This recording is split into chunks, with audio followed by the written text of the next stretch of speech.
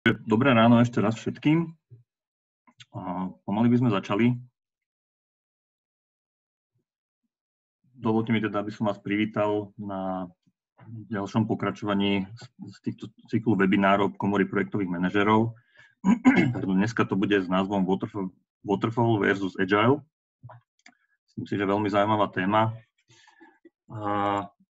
Ja by som rovno rád privítal našich dnešných prednášajúcich a speakerov, vlastne, s ktorými budeme konzultovať na túto tému a budeme sa snažiť nejako poodhaliť všetky tie tajomstvá týchto dvoch prístupov k projektovému riadeniu. Takže v prvom rade by som rád privítal pána Roberta Kormaňáka, ktorý je vlastne odborníkom na Waterfall, a pána Dušana Kocúreka, ktorý je odborníkom na Agile. Ešte taká drobná technická poznámka. Ešte poprosím pána Kormaňáka, nech si zapne kameru.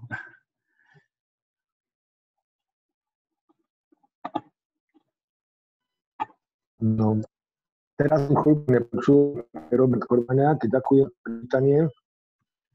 Počujete ma dobre, kolegovia? Trošku to seká, tak ešte a nevidíme ťa. Na úvod veľmi pekne ďakujem za to, že ste ma uznali za odborníka na Waterfall, kamaráti. Máte u mňa pivo. Bol by som rád, keby som to aj ja o sebe mohol niekedy vyhlásiť. Babrem sa v projektovom riadení, mám určité názory, určité predstavy, určité skúsenosti a budem veľmi rád, keď ich budete môcť dielať.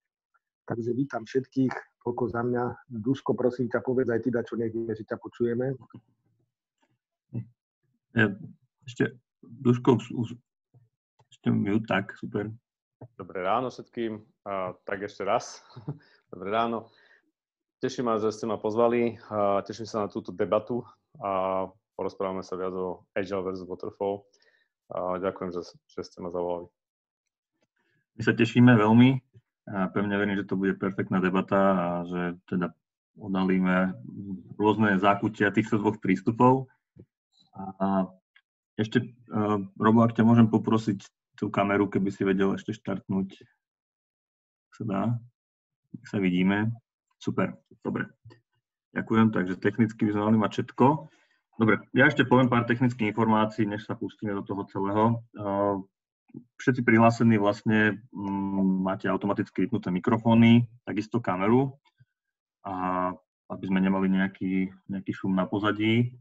Poprosím vás, všetky otázky píšte do Q&A a budeme veľmi radi, keď naozaj budete do toho vstupovať aktívne takýmto spôsobom. Ja to budem sledovať a budeme sa snažiť čo najviac otázok zodpovedať. Uvidíme samozrejme, koľko ich bude, ale pokúsime sa všetky. Jedna ešte informácia, keď po skončení webináru budete automaticky presmerovaní na formulár so spätnou väzbou, tak by som vás poprosil potom to vyplniť. No a ešte jedna informácia technická, tento webinár je nahrávaný a bude následne prístupný na LinkedIne aj na YouTube. Na LinkedIne vlastne, čo máme grupu Komory projektových manažérov. Takže toľko k technickým informáciám. Ešte jedna vec. PMI inštitúcia vlastne dáva za tento webinár 1,5 PDU. To je informácia pre tých, ktorí potrebujú zbierať vlastne PDU body, tak je to 1,5 boda. Dobre, čiže čo sme si dneska pre vás pripravili, alebo čo nás čaká, neminie, tak načiatok trošku teórie, pár slajdov, ktoré prebehneme, a aby sme sa nejako naštartovali. A potom vlastne témy, o ktorých budeme skôr tak diskutovať, ani nebudú mať nejaký slajdový podklad, ale skôr budeme sa snažiť to nejakým spôsobom rozobrať s našimi speakerami. Takže čo sa týka tých tém, tak nazvali sme to ako nepochopené témy v obidvoch prístupoch. Management rizik, plánovanie kapacít, zmeny, či teda áno alebo nie a ako to vlastne s nimi je. Čo sa týka ďalší bod je teda požiadavky na projekt alebo požiadavky projektu, ako ich vlastne pripraviť. A ďalšia veľká téma rozpočet a financovanie. A na záver sa to pokúsime nejak zhodnotiť, teda ako to vlastne je a celú túto debatu nejako uzavrieť. Takže toľko na úvod. A ja by som teraz poprosil Roba k tým pár bodom, k tej teórii, aby sa teda ujal slova. Ďakujem. No, skôr ako začnem rozprávať k tomu slajdu, považujem za povinnosť povedať dve vety. Veľmi pekne chcem poďakovať Martinovi Šoltesovi za to, že to zorganizoval, ako to zorganizoval. Som úprimne prekvapený a potešený, ako sa dajú kvalitne takéto podujatia zabezpečovať. Keď budeš potrebovať niekoho do projektu, Martin, veľmi rád pôjdem po teba robiť, ak takto riadiš projekty, tak bude mi cťou. Ďakujem. A druhé poďakovanie na úvod, lebo viem, že sa budete odpájať priebežne a neviem, koľký skončíme. Veľmi pekne ďakujem Dušanovi, že sa dal takto do partie so mnou. Nie som odborník na Agile, mám určité znalosti, určité informácie, preto som súhlasil s dnešnou debatou, ale dopredu prosím, keď Dušan povie, že niečo v Agile alebo v niektorej metodike je nejako, tak ja dopredu nebudem sa priečiť, jednoducho beriem ťa ako autoritu v tom duchu, aj keby sa také niečo stalo počas tej debaty, tak prosím, aby sa to rešpektovalo. Ja som sa pokúsil tu do tohoto slajdu aspoň do pár dátumov, ktoré považujem za dôležité z hľadiska tých tzv. Waterfall prístupov.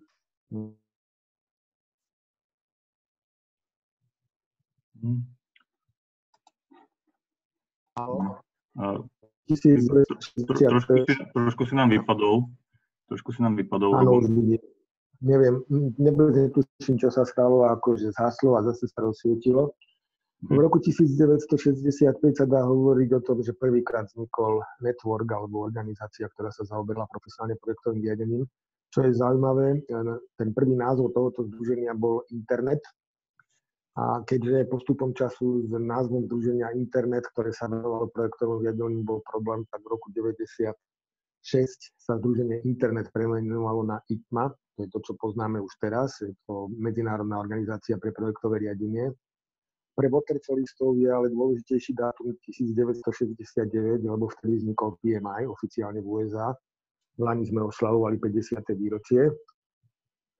No a v roku 89 PMI vydáva prvýkrát PMBOK, Project Management Body of Knowledge.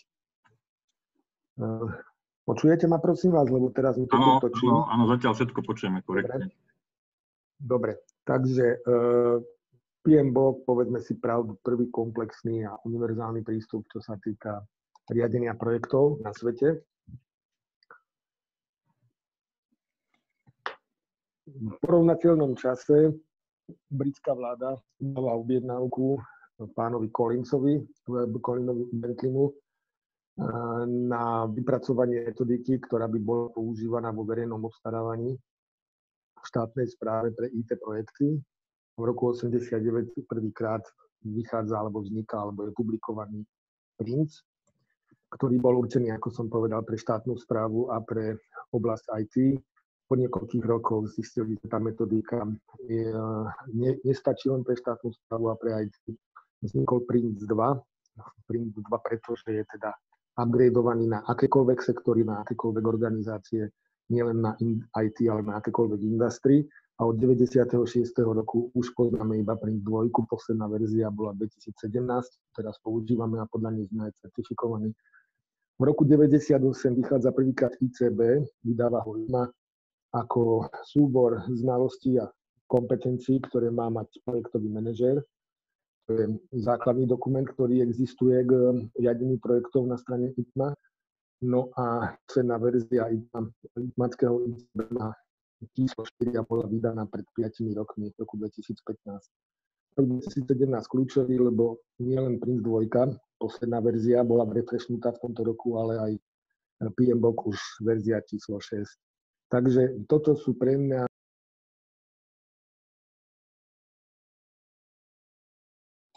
No, Robo nám vypadol. Chvíľočku. Som na chvíľku vypadol. Áno. Vetu zopakujem. Toto sú kľúčové metodiky alebo kľúčové výstupy pre mňa, keď mám rozprávať o waterfall prístupoch.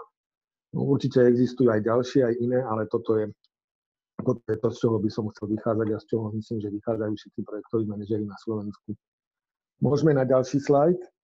No. Na tomto ďalšom slajde z latinčiny, prečo vôbec používame slovo projekt, takže v dávnej minulosti sa tým vlastne začal označovať niekedy v 16. storočí dokument, ktorý znamenal nejakú myšlienku, ideu alebo návrh nejakého postupu alebo nejakého správania. Vychádza sa z pôvodného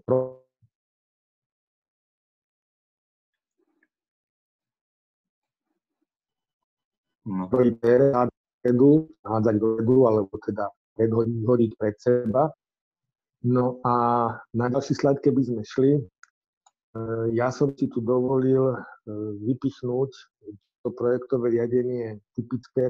Ja veľmi rád používam aj rozdiel medzi projektovým a procesným riadením, ale v tejto chvíli je tu niekoľko hintov, ktoré si myslím, že je dôležité si pamätať, keď máme korektným spôsobom debatovať na tému Waterfall versus Agile. Ja by som v tejto chvíli skončil, poprosím Tuška, aby povedal svoje a potom by som už navrhoval, aby sme išli teda v tom tzv. Konfrontačnom režime. Môže byť, Martin? Áno, prosím. Takže Dušan, poprosím teba. Ďakujem veľmi pekne. Ja by som začal tak trochu s takou teóriou. Tento týždeň som mal nejaké tréningy a ľudia už mi začali hovoriť, že používame nie teóriu, ale teóriu. Ale predsa len o Agile nájdete množstvo prístupov, kníh, postupov, ale v skutočnosti nejako v koreni za tým celým sú tieto 4 veci, nič viac. Celý čas sa snažíme doručiť nejaký použiteľný produkt. To slovo vyzerá, alebo tie dve slova vyzerajú jednoducho, ale v skutočnosti je za tým veľmi hlboké zamyslenie sa nad tým, čo tým produktom je a ako ho budeme vyrábať, pre koho ten produkt je, čo znamená použiteľný. Na to, aby sme sa toto dozvedeli, budeme potrebovať aj klienta, ktorý rovnako ako vo Waterfall aj v Agile sa vyskytuje. Možno aj vo Waterfall vieme povedať, že s klientom je nejaká spolupráca a je na pravidelnej báze. V Agile je oveľa intenzívnejšia. Ktokoľvek tým klientom je. Dokonca to vnímanie slova klient je v Agile oveľa širšie. Tým klientom môže byť aj kolega z vedľajšieho tímu, ak vyrábame nejaké veci spoločne.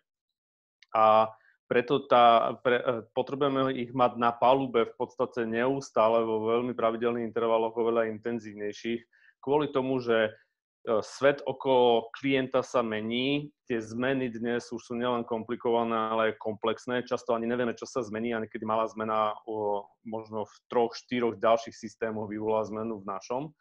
A práve preto potrebujeme na tie zmeny nielen reagovať, ale dokonca byť veľmi aktívni a dokonca často tie zmeny aktívnejšie aj vyvolávať, aby sme tomu klientovi pomohli doručiť ten správny produkt. No a keďže je tých zmien veľa, keďže tých interakcií je veľa, potrebujeme, aby sme sa začali oveľa viac rozprávať a nielen používali dokumentácie a dokumenty alebo si písali cez e-maily. Agile veľmi kladie do popredia interakciu ľudí, neustálú komunikáciu a tá komunikácia je v podstate na minútovej báze neustále. To celé v podstate robíme preto, aby sme mali nejakú spätnú väzbu. Martin, ak môžeš dať ďalší slajd. V princípe, ak si tieto veci poprepájate dohromady, tak sa dostanete do takejto slúčky, z ktorého jeden bod zlepšuje ten druhý alebo potrebuje ten druhý. No a nakoniec v tej interakcii reagujú na zmeny, my v podstate stále sa dostávame k tomu použiteľnému produktu. Tieto princípy, tieto štyri princípy v podstate sú aplikované v rôznych metodikách. Ďalší slajd, Martin, ak môžeš. Ktorých je okolo 120 praktík, metód. Možno znie to veľmi veľa, ale v skutočnosti treba sa nad nimi zamýšľať ako nad nejakým takým toolboxom, nad nejakým kufríkom, z ktorého si viete vyberať podľa potreby a podľa toho, aký typ projektu, produktu máte alebo aký typ biznisu robíte. Za tými 120 metódami, ale ak by ste chceli vedieť, čo v skutočnosti Agile je, tak ľudia, ktorí možno ho už robia dlhšie, viac než 5-7 rokov, tak prídu k takémuto pochopeniu. Pre mňa to bolo také tiež trošku prekvapujúce po tých rokoch, že takto jednoducho sa dá povedať, čo vlastne to Agile je. Mnohí sa pýtajú, čo to Agile je. Mnohí si myslia, že je to fungovať nejako, je to proces, ale v skutočnosti je to o tejto veľmi jednoduchej slúčke. Takže myslím si, že aj Šťastí tento princíp je aj vo Waterfall. Myslím si, že aj vo Waterfall potrebujeme veci najprv vidieť, aby sme ich vedeli preskúmať a potom nejako zmeniť. No a tá zmena, tá výsledná, opäť sa potrebujeme na ňu pozrieť, preskúmať a zmeniť a je to taký nekonečný kruh v podstate neustáleho kontinuálneho zlepšovania alebo kontinuálnych zmien, tak, aby to viac sedelo. Skrátke, gazdovský rozum. Pozrieť sa, zamyslieť sa a uvidieť. No a práve táto spätná väzba je veľmi prítomná v každej jednej praktike a keď pôjdete do podstaty tých praktík, tak zistíte, že každá z tých praktík je v podstate práve kvôli spätnej väzbe. Neustále sa takto zlepšovať. Sú dokonca roly, ktoré sú v tímoch, ktorých jediná hlavná otázka je, ako stransparentniť veci. Napriek tomu, že majú možno 20-30 zodpovedností napísaných, v skutočnosti ďalšia ich podstata je urobiť veci transparentné, viac to zviditeľniť, aby sme to mohli preskúmať a zamyslieť sa. Ak túto slučku začnete aplikovať nielen vo vývoji v IT produktoch, ale začnete ju aplikovať aj v biznise, môžete ju začať aplikovať dokonca aj vo vývoji hardvéru alebo v iných riešeniach, tak zrazu zistíte, že Agile nie je až taký veľký strašiak. Možno ho aj robíte, aplikujete bez toho, že by ste vôbec vedeli, že toto je nejaké agilné. Martin, ak môžeš dať ďalší slajd. Okolo tejto slučky sa vyskytuje strašne veľa slov, trochu sa nám rozsypali tie slajdy, ale to vôbec nevadí. V momente, keď začnete trochu študovať Agile, tak sa na vás vyvalí množstvo slov. Ľudia sú trochu zmetení, sú tam dokonca anglické slová, ktoré sa ani do slovenčiny nedajú ľahko preložiť. Sú tam dokonca japonské slová, ako kanban.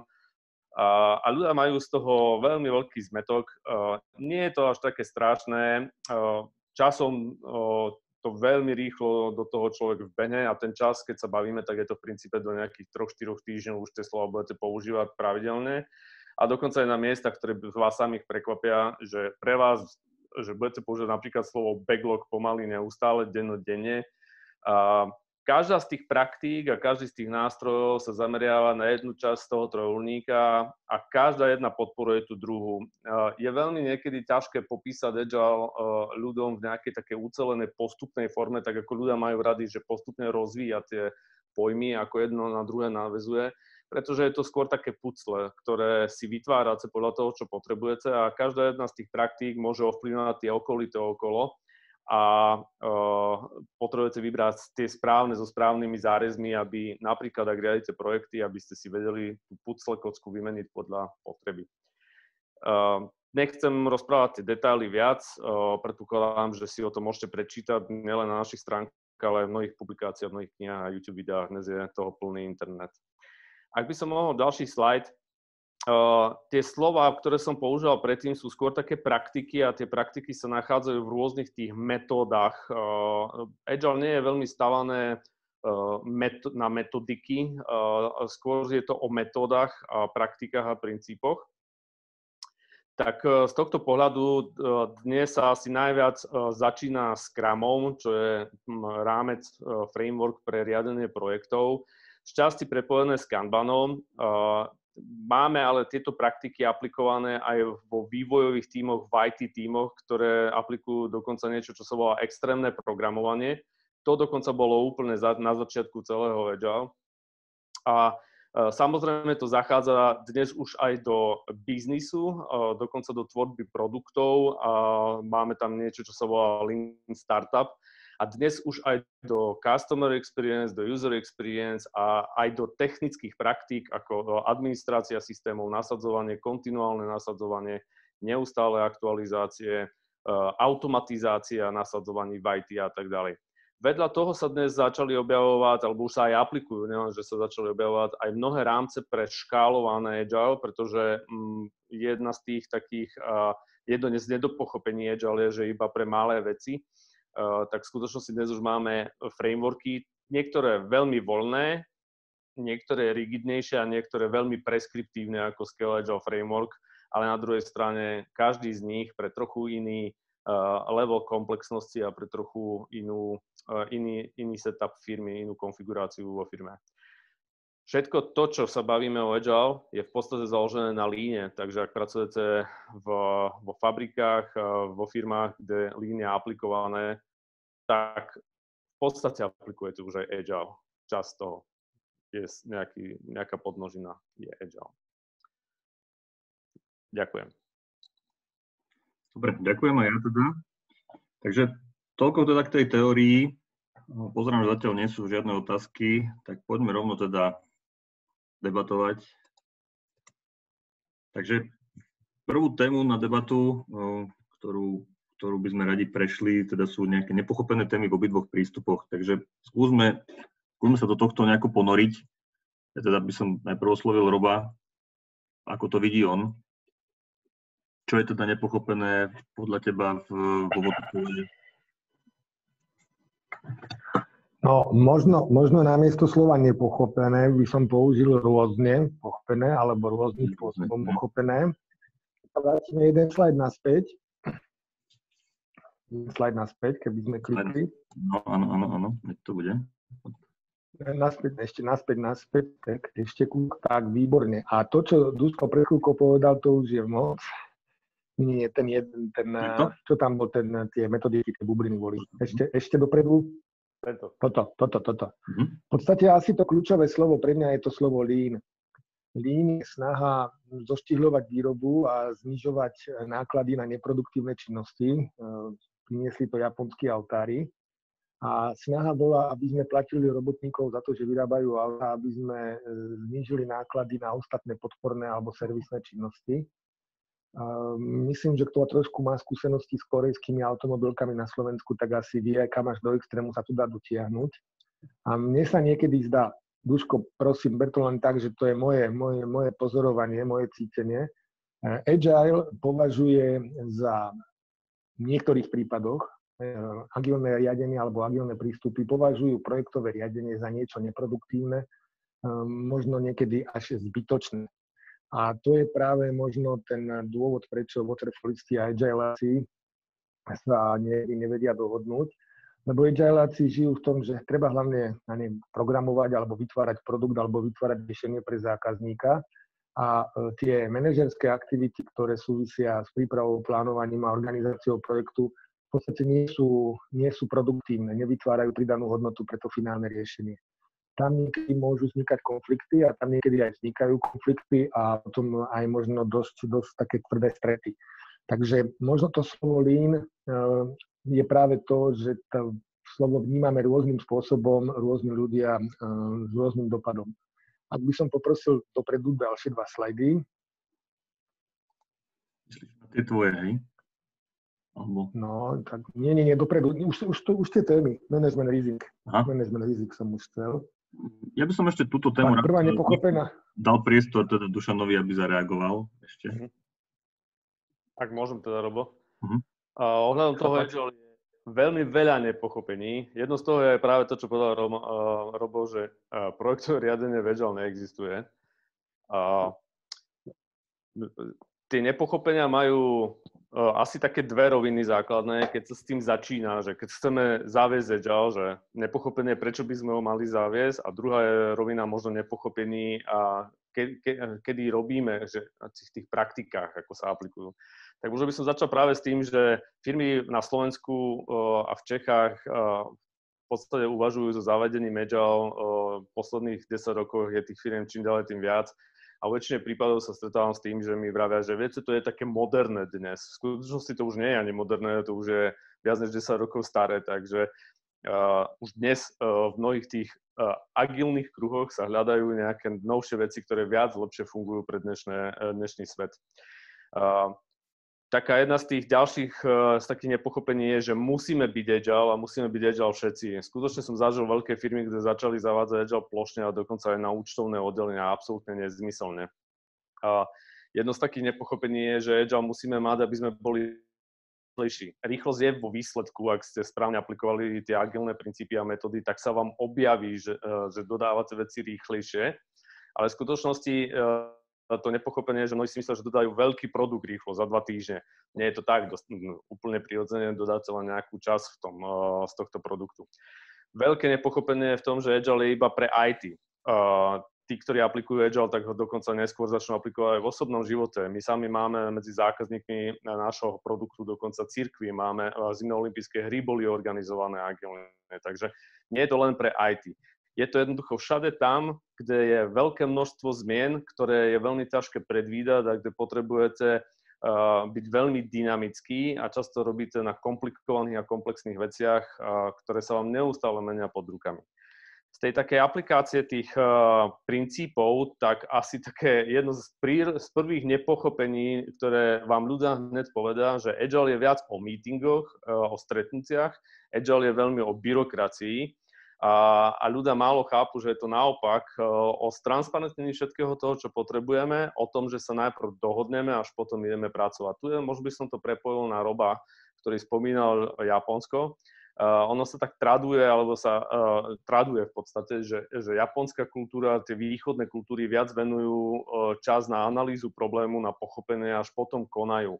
Agile je tohto smeru veľmi podobné a nám, západoeurópskym a stredoeurópskym kultúram, toto nie je také celkom prirodzené. Dosť často ľudia vám povedia, poďme radšej robiť ako kecať. Tak veďal sa viac snažíme tie veci si premyslieť, možno veľmi často, možno menšie veci, ale najprv premyslieť, až potom urobiť tú správnu vec. Mnohé z nedopochopení sú okolo roli Product Owner a Scrum Master. Mnohí vnímajú, že tieto dve roly sú mimo tím, ale v skutočnosti sú všetci v tíme. A ďalšie je také, že musia sedieť spolu a je to iba pre offline svet. V tom online svete sa to nedá aplikovať. Myslím si, že tá dnešná situácia podporila, ako všetci spomínajú vo veľkej miere, že zrýchlila digitálnu transformáciu, ale práve naopak ukázala, že ktoré z tých firiem sú pripravené a ktoré skutočne bežia Agile a ktoré nie. Bolo veľmi zaujímavé sledovať, ako na začiatku, keď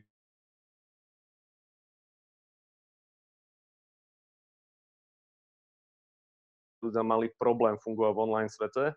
A naopak tie firmy, ktoré už fungovali agilne, to mám takú spätnú väzbu od jedného klienta z Nemecka, sami mi povedali, že vďaka Bohu, že sme s tým začali pred 2-3 rokmi, pretože tie naše týmy, nestalo sa nič, sme zmenili prostriedok, ako fungujeme, nie postup, komunikáciu sme už mali dobrú, takže sme si rozumeli viac v tom týme, mali sme jednoducho dobrý tím. Dobre, ja by som teda skúsil sa opýtať Roba, či by chcel zareagovať na to, čo bolo povedané teraz od Dušana. Určite áno. Ja s tým súhlasím, čo povedal Duško. Len asi aj on zaregistroval, že existuje niečo také, ja to volám taký scrum fašizmus, že keď niekto ten agile povýši na niečo, by som povedal až božské.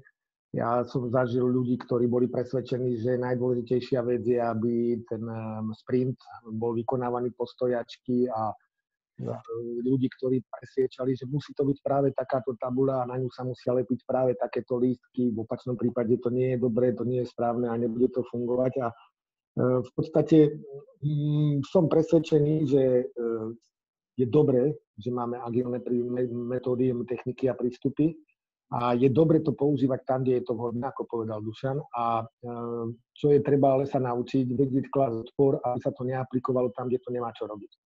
A to je možno niekedy problém, že keď manažer nejakej firmy bol na golfe a tam počul, že to niekde robia, tak on to chce nabúť. Lebo nám na chvíľku zase vypadol. Posledná veta, niekedy to môže mať až katastrofálne dôsledky, keď Agile sa aplikuje tam, kde nemá čo robiť. Martin, počul si ma v pohode?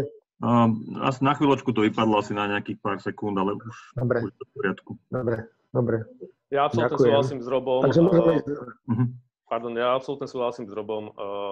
Dosť často je to bezhlavé a dosť často, a hlavne ľudia, ktorí sú takí nadšení do Agile, môžu mnohé veci pokaziť, pretože často sú to ľudia, ktorí s tým začali alebo majú za sebou ročnú skúsenosť a aplikujú možno slepo svoje úvahy, svoje predpoklady nepochopenia. Takže narážame na to neustále. Dokonca keď je ťažšie prísť do firmy, ktorá o sebe tvrdí, že je agile, pretože my mnohokrát musíme na začiatku v našej firme a moji kolegovia konzultanti musíme trochu polámať kosti, zle zrastené kosti. A to je oveľa viac boľavejšie potom. Dobre, máme tu jednu otázku ešte. Či môžete porozprávať o svojich skúsenostiach s pochopením a nepochopením role Scrum Master? Tak Dušan, zatiaľ by som poprosil. Jedno z takých najčastejších je hlavne pri tom prechode, keď sa zavádza Agile, tak vyberáme si Scrum Mastera, ľudia si prečítajú nejaké job description alebo nejaké popisy na internete a prídu k stavu, že to je úplne najhoršia situácia, ktorú som počúval dokonca od veľkých CIO, ktorí dnes sú konzultanci vo slávnych firmách, že to sú takí asistenti, to je jedno z tých obrovských nepochopení. Všetká česť a úcta voči prácam asistentiek, je to určite skill, ktorý tí Scrum Masteri potrebujú, lebo Scrum Masteri majú organizovať, moderovať, facilitovať, dať dohromady, pomôcť tomu týmu tak pripraviť všetko na to, aby mohli fungovať. Ale veľká časť tej práce skutočného Scrum Mastera je neustále identifikácia problémov, neustále vylepšovanie systémov a zamýšľanie sa nad tou organizáciou, ako funguje systémovo, nielen o zorganizovaní tých denných stretnutí. No a ešte možno jedna taká vlastnosť, ktorá sa veľmi rýchlo prejaví, hlavne pri zavádzaní, keď sa hľadá dobrý kandidát, tak sa často vyberú ľudia, ktorí sú team lídri alebo sú to manažéri a tá rola Scrum Mastera si vyžaduje viac zapájanie ľudí, ťahanie ľudí, nechať sa tých ľudí možno aj trochu vyhádať. Ak ste prišli z pozície team lídra alebo manažéra, dosť často ľudia majú zažité také silové pôsobenie, skôr chcete veci vyriešiť, posunúť, dosť často rozhodujete za ten tým. Takže Scrum Master je skôr na to ťahaním a nie tlakom, a dokonca ani nie svojím vlastným názorom, ale skôr takou moderáciou a vytváraním priestoru pre otázky, aby tí ľudia v týme prišli na to sami. Možno, Dušan, keby si vedel nejak možno ešte vysvetliť, že aký je rozdiel medzi projektovým manažerom a Scrum Masterom, alebo možno často si to ľudia nejako milia. Ak sa bavíme o projektovom manažmente, tak za projektovým manažmentom je asi ten známy železný trojuholník Iron Triangle, kde máte rozsah, budget, čas, zdroje, kvalitu nejakú. A v podstate Scrum Master sa stará o časť toho trojuholníka, stará sa o tých ľudí, ale nie je zmysel, že by tam priradzoval ľudí do toho týmu, alebo nie, ale skutočne sa stará o tých ľudí. A Scrum Master sa stará o kvalitu, ale nie je zmysel kvality práce. Tu vykonávajú ľudia v týme a snažia sa tú prácu spraviť čo najlepšie, ale stará sa o kvalitu tých procesov a kvalitu toho fungovania. No a druhá časť toho trojuholníka, ten rozsah, budget, možno nejaký timing, je riadený produktovým vlastníkom.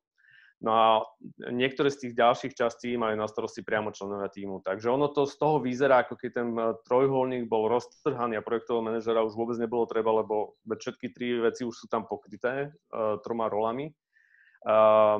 Pri väčších projektoch určite potrebujete mať aj projektového manažera, môže vám to pomôcť. Dosť často projektoví manažeri aj sú Scrum Masterami alebo produktovými vlastníkmi, ale dôležité je tam rozpoznať tú zmenu fungovania, tú správa, ten prístup k tomu problému. Je iný na tej soft stránky.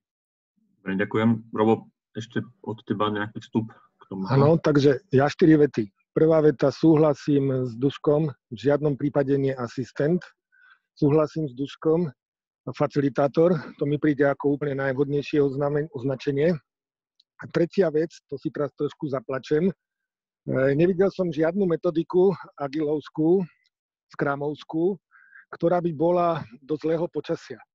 Jednoducho predpokladáme, že bude tým uvedomelých programátorov, ktorí sa denne stretávajú so svojím uvedomelým Scrum Masterom a komunikujú na nejakej pravidelnej báze s uvedomelým product ownerom a všetko funguje rozprávkovo.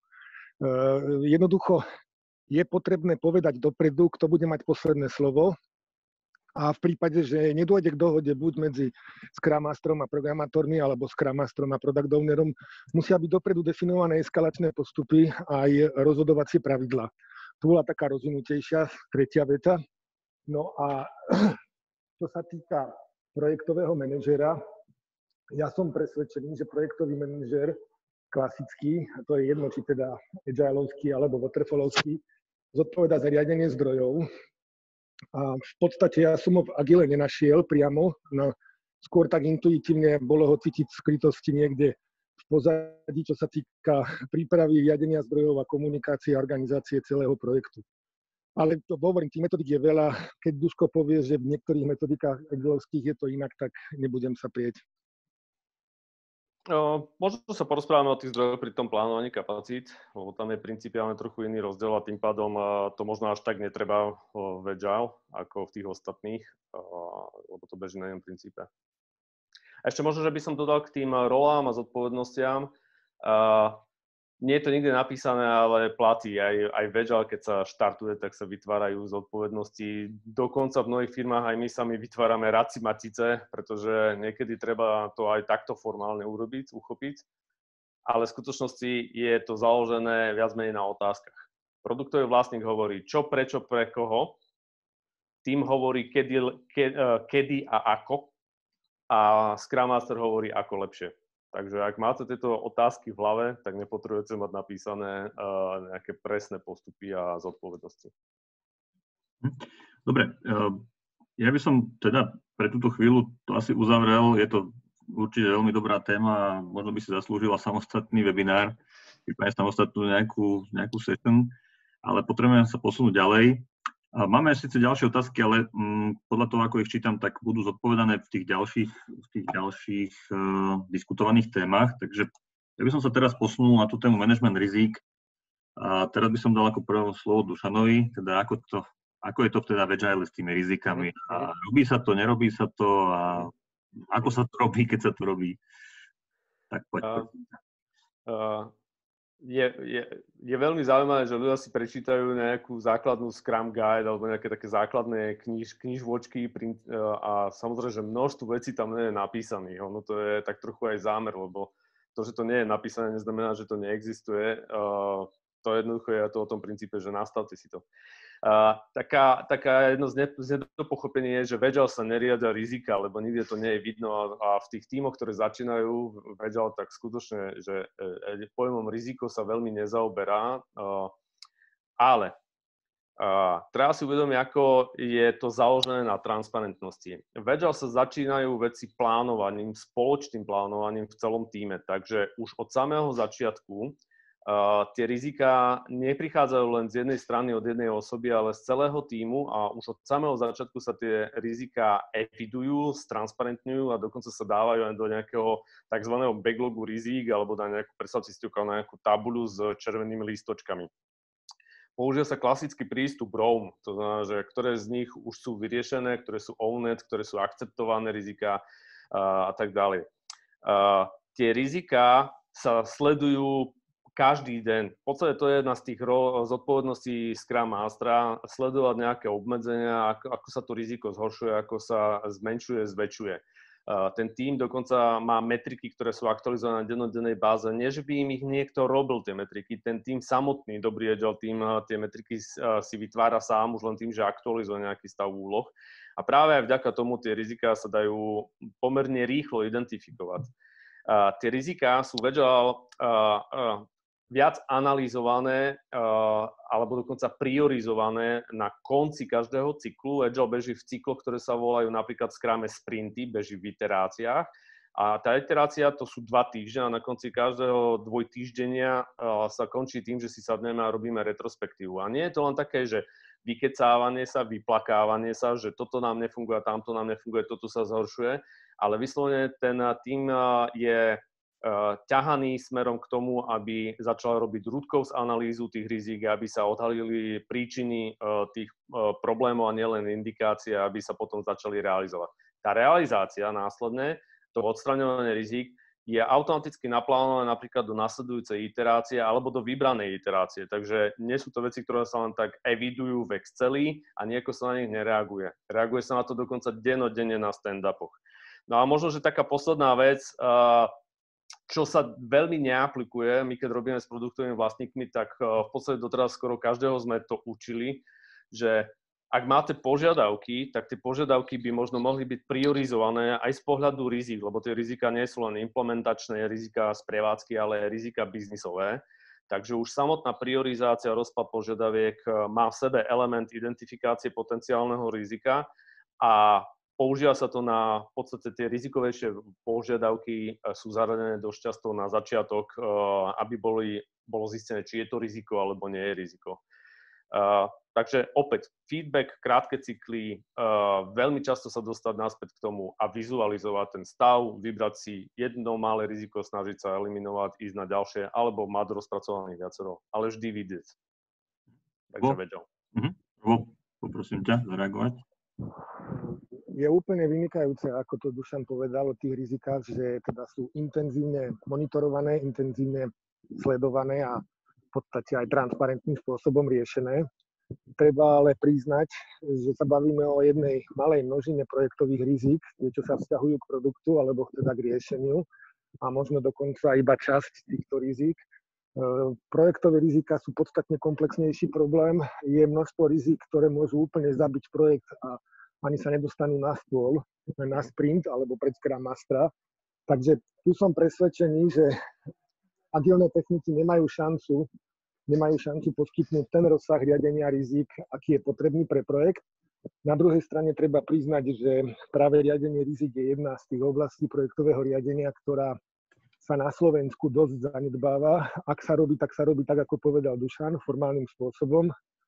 A je to práve tá oblasť projektového riadenia, ktorú považujú väčšina účastníkov projektu za balast, nepotrebný alebo dokonca aj zbytočný.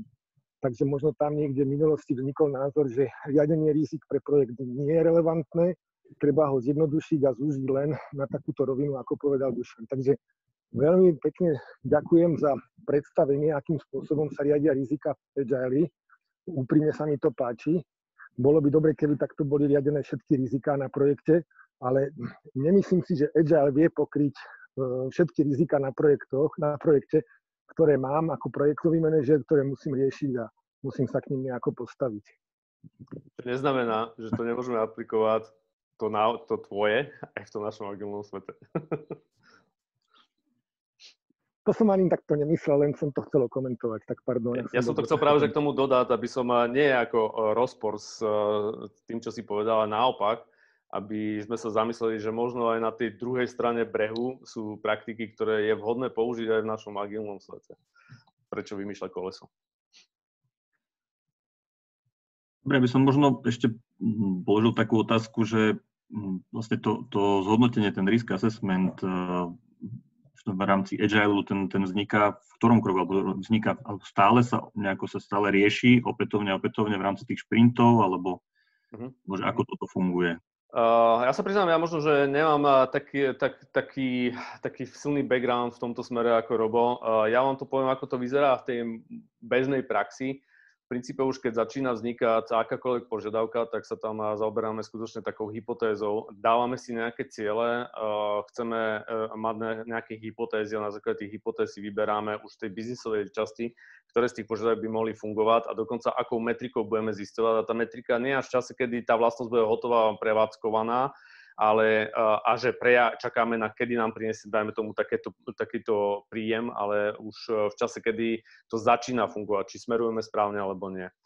A ďalší postup potom je, že na plánovaní potom si tomu sadne tím.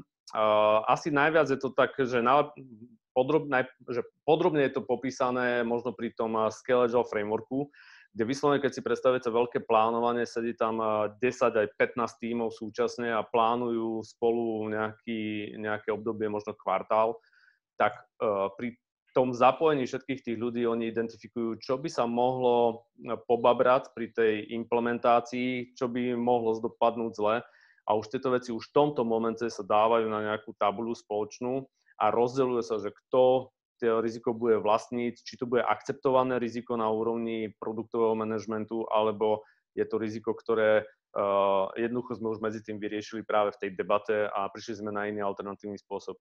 No a samozrejme, už keď bežíme v tom bežnom živote, v tom vývoji, poviem toho produktu, rozprávam veľmi veľa o IT, alebo som z IT oblasti, tak tí Scrum Mastery, na pravidelnej báze sa dokonca stretávajú aj v rámci firmy a minimálne raz za 2 týždne, raz za 3 týždne sa stretávajú pred tou tabuľou rizík a bavia sa, ale nie len sami so sebou, ale úplne prirodzene tam sú aj zástupcovia často manažmentu lebo týka sa to veľmi často systému ako takého, potrebujú nové typy nástrojov, zmeniť procesy, dotiahnuť zmluvy s klientami alebo urobiť nejaké iné ďalšie z tých aktivít.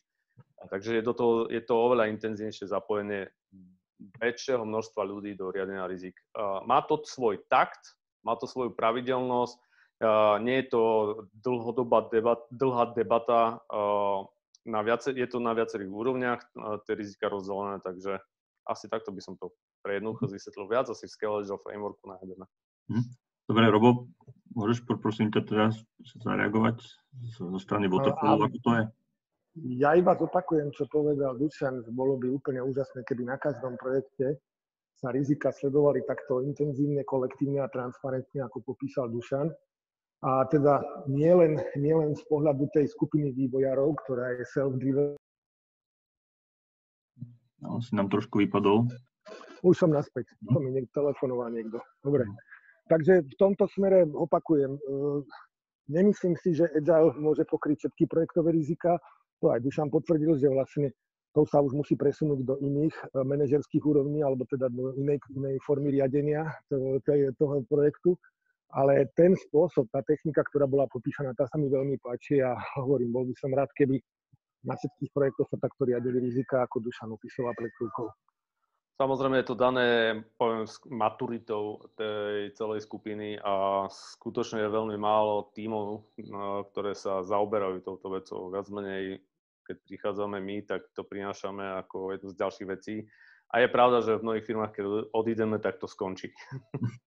No, možno taká otázka, že prečo to tak je, že či tí ľudia na to proste zabudnú, alebo nepovažujú to za dôležité, alebo čo je ten dôvod? Môj osobný názor je, alebo taký postreh, že strašne sa zvýšil tlak aj za tie roky, čo učíme Agile a dnes ľudia sú zavalení, poviem, množstvom práce na paralelných úlohách a aj v agilných tímoch a jednoducho to, že potrebujeme robiť že potrebujem rúbať les, je oveľa bližšie, ako že sem tam sa zastaviť, nabrúsiť sekeru a ešte sa aj pozrieť, že ktorým smerom. Radšej rúbať. Rozumiem. Robo, možno tvoj postreh, že prečo to takto funguje? No, je to, ako som vravel, riadenie rizik nemá priamu pridanú hodnotu pre výsledný produkt pre zákazníka. De facto to nie je zarábajúca činnosť na projekte. Je to niečo, čo musíme strpieť, nejaký appendix, ktorý tam jednoducho je a obvykle tam musíme robiť riadenie rizik preto, lebo nás to núti nejaký predpis, metodika alebo nebude aj legislatíva. A to nikto nerobí rád. Ďalšia vec, ani to moc dobre robiť nevieme. A ďalšia vec, vedenie to obťažuje. To si priznajme rovno.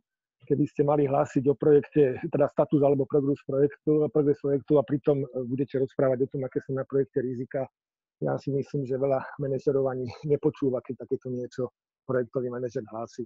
Ale to by som nechal na samostatný webinár ako rizika, lebo to je väčší problém a na Slovensku duplovane. Môžeme ísť na ďalšiu tému, ak nevadí, ale to, čo povedal Duško s tým riadením rizik, to mi bolo veľmi sympatické. Dobre, ďakujem. Máme tu ešte takú jednu otázku, z časti teda aj o rizikách, tak ja ju prečítam. Zvyšné by sme zase posunuli trošku ďalej, prípadne ich necháme nakoniec. A či sú každodenné porady v Agile riadení vôbec prínosom a či nie je kontrola denného prírastku produktu a rizik príliš detailná? Je každý deň rozhovor doma v rodine je prínosom? Dobrá otázka. Asi takto by som na to odpovedal, pretože mnohí ľudia vnímajú v Scrume, možno pre tých, ktorí nevedia, sa robí každý deň stretnutie. Má to bohužiaľ názov, že denný meeting na Slovensku, denné stretnutie. Ono v skutočnosti sa to volá, že denný stand-up, lebo niekedy sa pri tom stojí, ale nemusí. Ale v podstate, o čo ide, je to synchronizácia. Je to normálna vec, ráno si zoberiem pohár s vodou, s kávou, sadnem si a takto sa v kruhu porozprávame. Počuj, čo ideš urobiť a počuj, čo si robil včera a počuj, aké máme problémy, že toto funguje alebo nefunguje. Úplne normálny, prirodzený rozhovor. Ak to budete takto vnímať, tak zrazu z vás opadne tá prízma, že to je denný meeting a musíme pri tom stáť. Cieľ je úplne iný. Zosynchronizovať sa, ako dokončíme to, čo sme si vymysleli, že spravíme, že stihneme urobiť. To je veľmi jednoduché. Dobre, super. Dobre, ďakujem teda. Tak poďme sa posunúť ďalej. Ďalšia téma je teda plánovanie kapacít. Teraz by som dal zase priestor Robovi ako prvému. Keď chceme rozprávať o plánovaní kapacít na projekte, musíme najprv rozprávať o plánovaní vôbec. Najväčší problém projektového manažmentu alebo projektových manažérov, to si teraz hovorím svoj názor, nebudem sa s nikým sporiť, ale najkľúčovejšia vec je VBS. Keď na projekte ako projektový manažér nemám dobrú VBS-ku, tak všetko ostatné budem robiť zle. VBS-ka je kľúčová zodpovednosť, kľúčový metaprodukt alebo artefakt, ktorý keď v projekte mám, tak viem plánovať všetko ostatné. Kapacity, náklady, rizika viem tiež analyzovať. Jednoducho viem rozdeľovať prácu, viem tú prácu potom aj sledovať, monitorovať, viem vyhodnocovať progres a všetko ostatné. Takže ja by som skočil do hlbokej vody teraz. Ja som v Agile nikde nenašiel nikdy niečo, čo by sa týkalo rozsahu projektu a plánovania rozsahu projektu. Ja som presvedčený, že waterfallový prístup je správny, že na začiatku projektu musíme mať špičkovo urobenú VBS-ku, lebo potom môžeme prezumovať, že budeme vedieť kvalitne plánovať a riadiť aj ostatné ďalšie činnosti v projekte. Takže plánovanie kapacít v Agile, povie Dušan, ja tvrdím, že je fakticky nemožné, alebo teda nie je možné efektívnym spôsobom na projektovej úrovni, Dušan, na projektovej úrovni, nie je možné v Agile, pokiaľ nemáme kvalitne pripravenú VBS-ku niekde na pozadí, niekým, koho nevidíme, niekým, koho v Agile vôbec nedefinujeme a kto tú VBS-ku urobí, ale kto ju potom aj stráži a riadi. Dobre, Dušan, teda poprosím ťa zareagovať. Možno tie princípy sú v tom svete Agile iné, alebo že šťastie iné. Možno by som začal práve tým, že keď som mal tie také 4 obdĺžníky, tak v pravom hornom bolo napísané použiteľný produkt. Agile skutočne viac sa používa v tom produktovom svete, kde vo výsledku máte nejaký produkt. A v Agile možno nenájdete work breakdown structure VBS-ku, ktorú spomínal Robo, ale nájdete tam minimálne, že feature breakdown structure. Nájdete tam rozpad vlastností. V Agile je princíp, že máte tím, ktorý je stály na 100%. Nepotrebujete ho dynamicky prealokovávať. Ten tím je tam priradený ideálne na 100%. Nie je to realita. V realite sa aj tam ľudia trošku hýbu, ale snažíme sa ich mať, že na veľmi veľké, vysoké percento nastálo. A z tohto pohľadu potom mám kapacity v princípe vždy po ruke. A teraz, že kto tou kapacitou je, v princípe potrebujem mať v tíme ľudí, ktorí mi pomôžu dodať ten produkt hotový. Takže z tohto pohľadu je plánovanie veľmi jednoduché. Ľudia na 100%, tí istí ľudia. Môžu sa v čase meniť podľa vývoja toho produktu, ale väčšinou v produktovom svete je to pomalší cyklus. Napríklad po x rokoch prídete k tomu, že potrebujete mobilnú aplikáciu, tak vám prídu do toho týmu ľudia, ktorí vyvíjajú mobilnú aplikáciu. Takže z tohto pohľadu je to asi jednoduchšie, to plánovanie kapacít, lebo tých ľudí máte. Čo potom môžete zbehnúť do ďalšieho, a to je, že presnejšie naplánovať tie kapacity, alebo že presnejšie urobiť tie odhady. No a tu prichádzame k tomu, čo Agile veľmi výrazne aplikuje a ľudia sú na začiatku z toho dosť zmetení.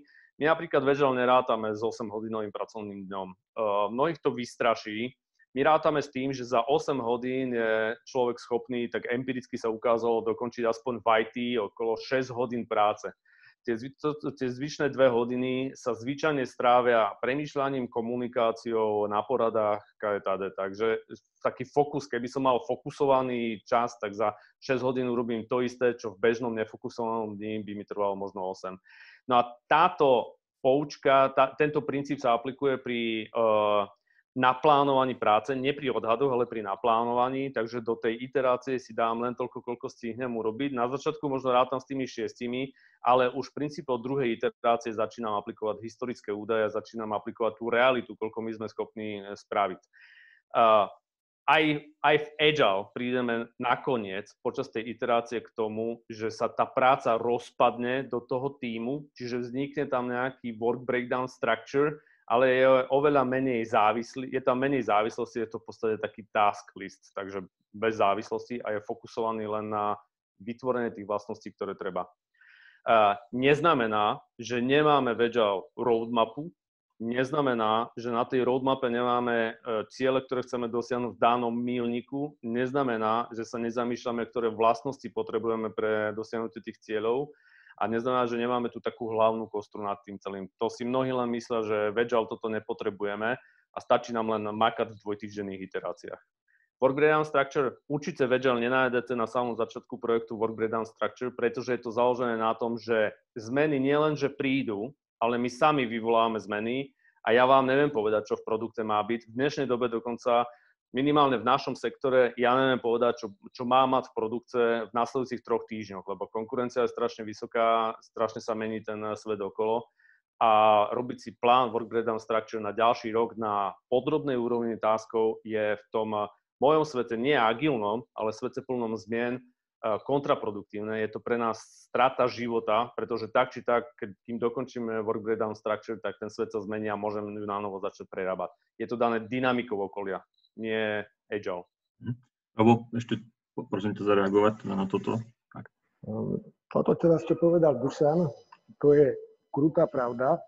Ten agile v oblasti IT má svoj zmysel, presne ako Dušan povedal. Keď máme oblasť, teda priemyselnú oblasť, kde dodávame v takomto dynamickom prostredí, naozaj treba byť flexibilný a ten agile bol primárne dizajnovaný s tým, aby bol flexibilný, takže to nemôžem spochybniť. Napriek tomu práca projektového manažera alebo kľúčová úloha projektu alebo manažmentu projektu je kvalitne naplánovať všetky aspekty projektového riadenia. Som presvedčený, že agile sa spolieha na to, že to niekde niekto nejako robí.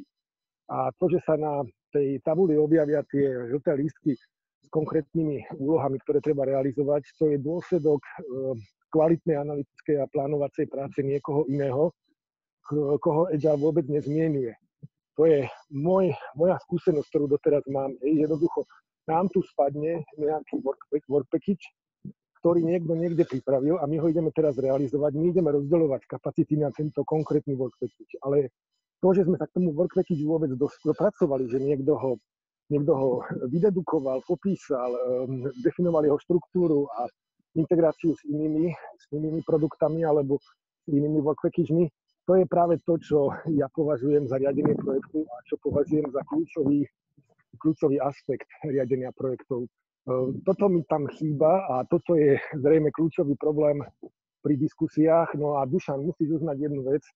Keď niekto agile aplikuje povrchne alebo chápe povrchne, aby som povedal, že ignoruje alebo opovrhuje tým, že treba nejaké VBS-ky, nejaké plánovanie a podobne, tak tam môže byť ten základný problém medzi agilistami a waterfallistami. Možno by som dodal už len poslednú vec. Možno je to práve v tom tváre, ako povieme slovo plán. V Agile nechceme naplánovať, ale v Agile chceme plánovať. Čiže možno, že to je ten taký oteň. Súhlasím s Robom, mnohé tie agilné týmy túto prípravu ako keby, že podceňujú, myslia si, že často začne iterácia a vtedy máme začať plánovať, rozdeľovať si kapacity a zisťovať, to už je veľmi, veľmi neskoro. Skutočne dobré agile je také, že položíte v úvodzovkách kartičky na stôl, na ktorých sú tie požiadavky. Ten tím si zoberie tie karty, sú tak pripravené, že si jednoducho povedia, ty urobíš to, ja potrebujem urobiť to, môžeme urobiť to takto, rozdelíme si to, staneme a ideme preč. A predtým tá šedá zóna, ktorá nie je popísaná v Scrume a v tradičných frameworkoch, neznamená, že neexistuje. Naopak, je oveľa intenzívnejšia, je oveľa pravidelnejšia. Ja ako produktový vlastník, v momente, keď môj tým začal robiť na iterácii 1, ja už v tom momente mám pripravenú iteráciu 2 a pripravujem často iteráciu 3 a 4, napríklad s customer experience, s user experience designerom, alebo s analytikmi, alebo dokonca so zákazníkmi. Dokonca fungujem vo viacerých časových rovinách ako produktový vlastník. Nie len nasledujúca vec alebo aktívna iterácia. Dobre, budeme sa musieť posunúť ďalej, určite kvalitná téma. Je tu ešte jedna poznámka v rámci otázok, že bez úvodnej strategickej PBS a následnej VBS nie je možné stanoviť ani prírastky a bez stratégie nie je možné takticky ani operatívne riadiť. Jednou vetou, 2 vetami zareagovať, ak môžete, a posunieme sa ďalej. Absolútny súhlas. Aj my v Agile svete to robíme. Robo, možno ty ešte 1-2 vety. Peter Orsák, môj kamarát, povedal inými slovami, to, čo som tu tak filozoficky rozprával veľmi dlho. Som presvedčený, že projektové riadenie musí, to je jedno, ktorá metodika, musí mať VBS-ku a bez dobrej VBS-ky nemôže byť nič iné v projekte dobre. Ďakujem, Peťo. Dobre, takisto je tu ešte point, že teda je súhlas teda s obidvoma ikrami a že projekt sa nedá riadiť iba operatívne a musí mať roadmapu. Dobre, poďme teda ďalej. A čo sa týka zmien, teda, ako to s nimi je? Zmeny áno, nie, ako sa to definuje? Dušan, teda poď teraz ty, poprosím ťa. Na to asi už je jediná odpoveď, že áno, aspoň pre mňa. V podstate, že ako sa vraví, že robte veci tým istým postupom a dostanete ten istý výsledok, takže asi by sme sa nejako ďaleko nepohli. Opäť také nejaké, že tam je veľmi ľahko rozpoznať týmy, ktoré sú na tej senioriete zavádzania Agile na základnej úrovni. Mnohé tie týmy, keď aplikujú Scrum, tak začnú používať, ale že my robíme v Scrume. Ty zmeny môžeš doniesť len každé 2 týždne. Toto nemôžeš meniť. To takto bolo aj vymyslené, keď vznikol Scrum. Ale medzi tým sa za tých 10 rokov svet posunul tak, že dnes už je úplne bežné aj v Agile týme aj počas naplánovanej iterácie priniesť zmeny. Tie fakt dobré Agile týmy dokonca idú opačne na to celé. Vrátim sa späť tým začiatočníkom. Tí začiatočníci sedia a čakajú, čo im povie klient, akú zmenu im prinesie. A potom si trochu pobrblú, že opäť prišla ďalšia zmena a prečo to nenaplánoval a prečo meníme a blablabla. Tie dobré Agile týmy tú zmenu navrhnú sami tomu klientovi a vtedy s tými dobrými Agile týmami ja zažívam opačnú vec. Klient nechce tie veci meniť. Čo vy mi tu máte čo vravieť, ja robím svoj biznis, ja mám svoje ičo, ja viem, ako to má fungovať. A fakt výborné Agile prostredie, vtedy sa stáva klient a ten tím, ktorý vyrába, implementuje ten projekt partnermi navzájom a klient chápe, že ten tím je ten prvý, ktorý môže mu ešte ušetriť náklady už len tým, že dostane od nich feedback. Takže zmeny v Agile sú, dávajú sa, tie zmeny ale sú koordinované, tie zmeny sú vyberané, tie zmeny sú ohodnocované a aj z pohľadu rizík, napríklad ako sme spomínali, z pohľadu príspevku k cieľu, z pohľadu zákazníka. Zmeny za mňa áno. A nielen v tejto ohľadom vlastností, ale aj zmeny fungovania. V podstate Agile je stále o iniciovaní tej zmeny, ako zmeniť ten problém, ktorý máme na stole. Ten trojuholník, ktorý som ukazoval na začiatku. Dobre. Robo, poprosím teba zareagovať na toto. Výborne, Dušan, ďakujem. Musím podpísať, čo si povedal, to je zase správne a dobre. Len ja stále sa chcem baviť o jeden alebo o 2 schody vyššie. Mne sa najviac zatiaľ páčil change management, ako je definovaný v Prince 2. Ja ako projekťák mám právomoc rozhodovať o nejakých zmenách. O ďalších zmenách rozhodujú moji nadriadení, ktorým mám povinnosť informovať a v relevantnom čase proaktívne žiadať vyjadrenie k tým zmenám. Moji podriadení, ktorí riadia týmy a zodpovedajú za work package, majú právomoc rozhodovať zase o nejakých zmenách a musí fungovať komunikácia, aby sme to vedeli robiť v predstihu proaktívne a efektívne. Veľmi sa mi páčila tá predstava, že informovať klienta, čo si povedal, informovať klienta o potenciálnych alebo vhodných zmenách.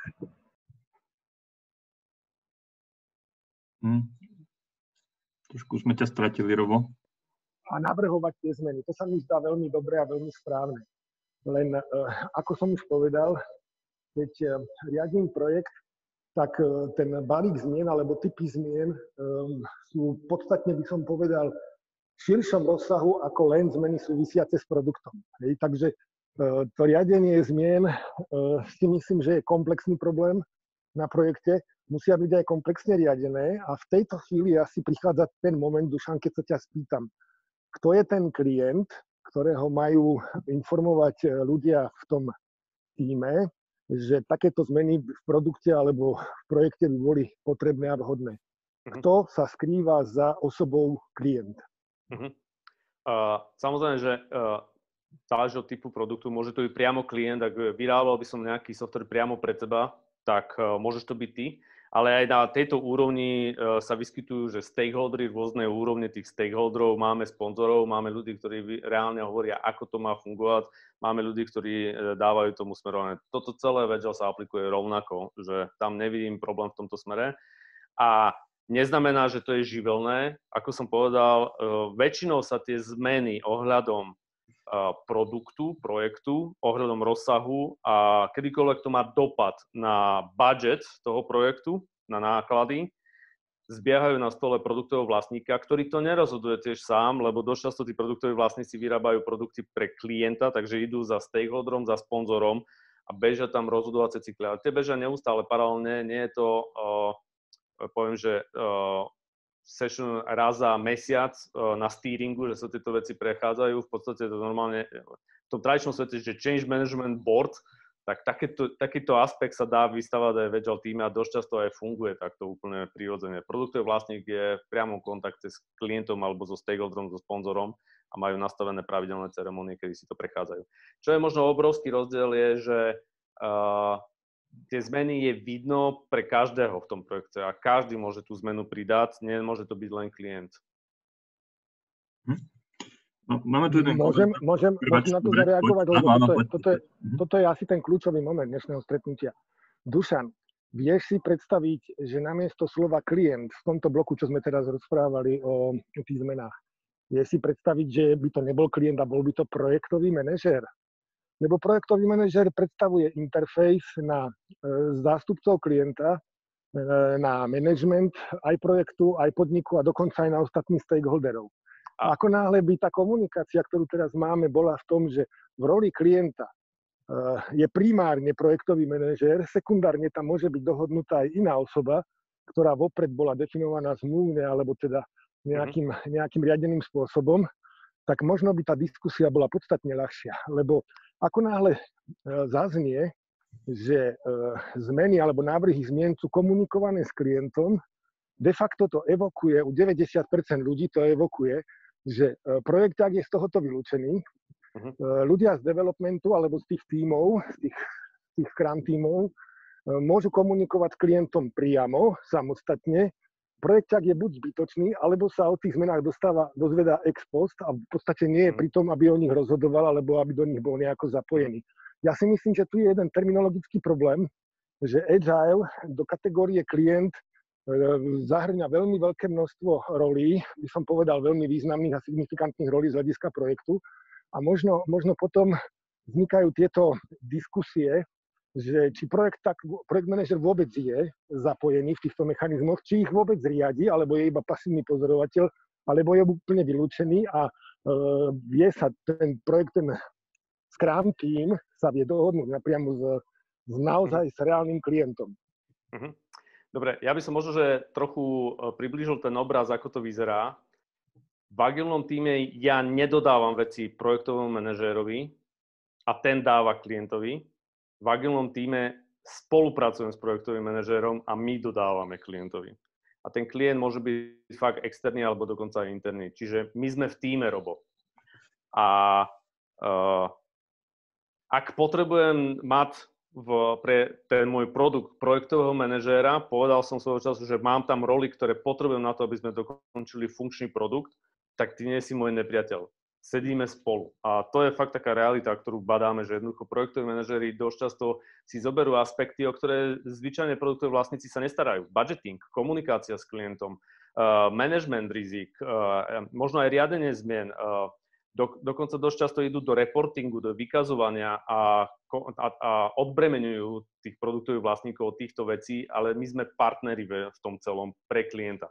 Návonok voči firme vystupujeme, je jasné, kto je tam hlava, to si môžeme dohodnúť, že či ten hlavný kontakt pre klienta si ty, alebo to budeme ako produktový vlastník, ale je to na našej dohode a možno, že na princípoch, aké máme nastavené vo firme. Firma od firmy to môže byť iná, ako je Agile firma. V tom čistom agilnom pohľade by to mal byť ten produktový vlastník, ale povedzme si na rovno, nie každý je na to vhodný. Väčšinou produktoví vlastníci pochádzajú zo sveta buď IT, sú to tí lepší technici, alebo sú to analytici, ktorí majú nejakú skúsenosť komunikácie s klientom a skôr používateľmi.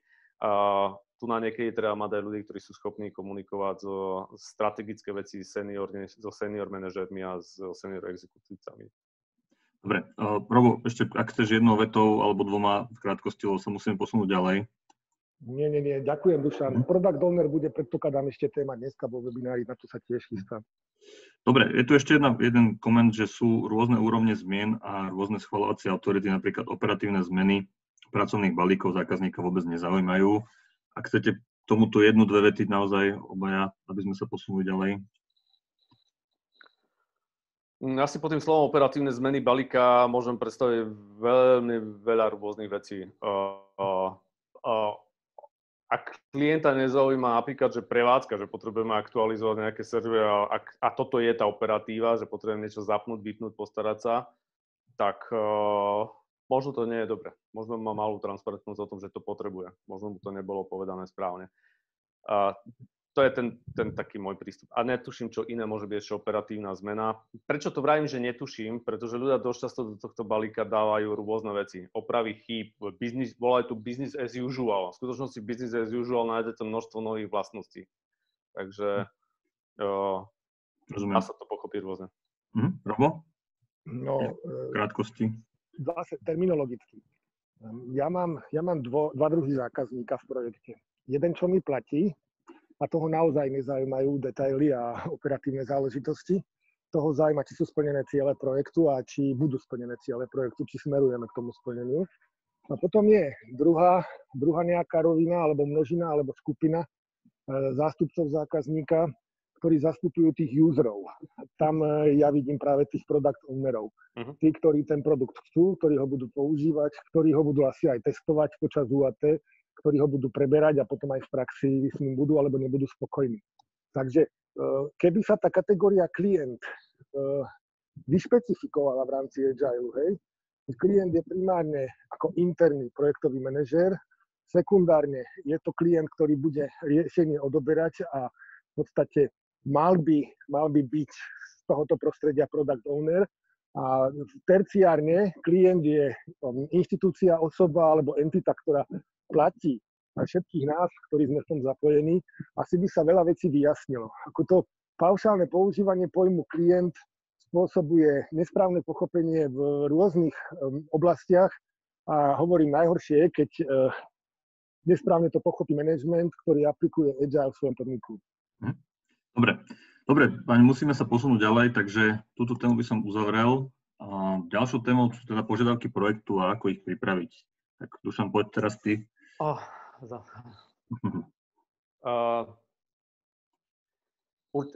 Možno len pre krátkosť. Určite nie naraz a všetky,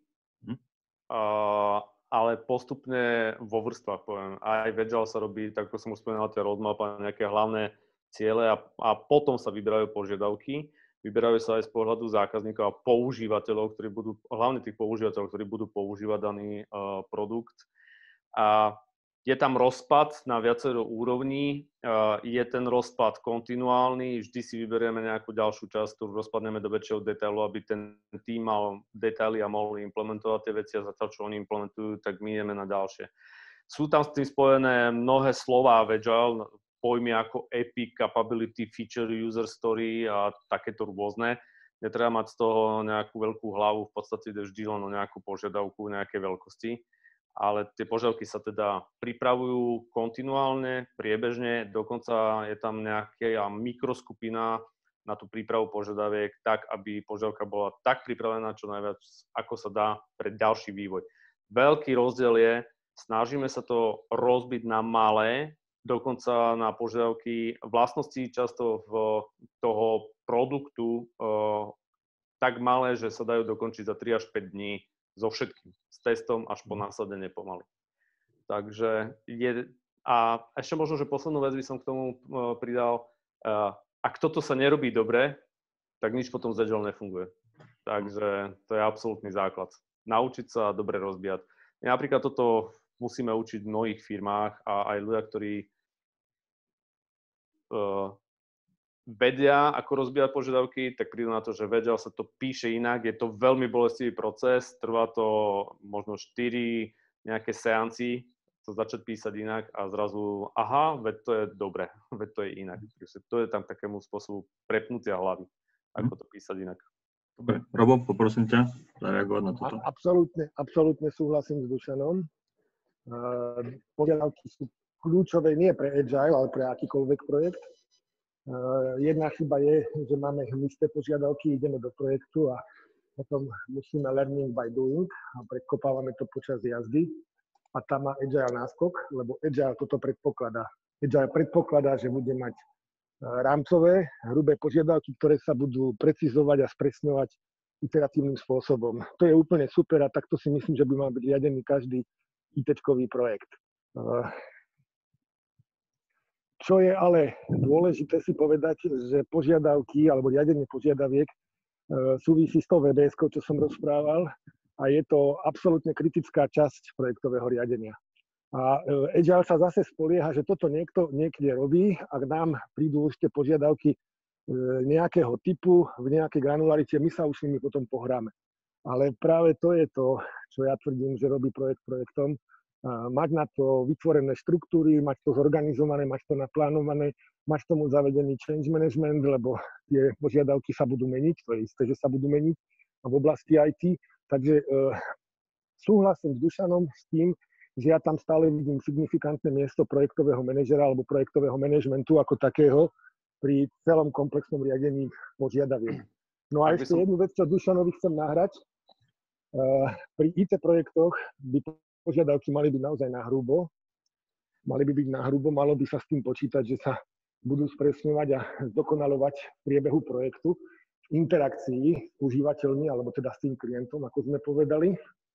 A my teraz sme svedkami toho, že na Slovensku býva zvykom na začiatku projektu definovať všetky požiadavky, hej, že dokonca katalóg detailných požiadaviek je prílohou zmluvy, ktorú uzatvárame, hej. A špeciálne teraz som bol pri nejakých projektoch v štátnej správe, IT-čkových, a tam boli úplne detailne definované veci, ktoré na začiatku projektu nemôžu byť detailne definované, lebo oni vyplynú z toho riešenia, ktoré sa bude aplikovať. Takže má pravdu Dušan, že pri správne definovanej granularite požiadaviek a pri správnom mechanizme riadenia požiadaviek ten agile prístup v IT je veľmi, ale veľmi užitočný. Ja by som možno len mohol, ak by som mohol doplniť, lebo toto je jedna z tých takých nadstaviek, ktorá sa bežne neobjavuje v základných knihách.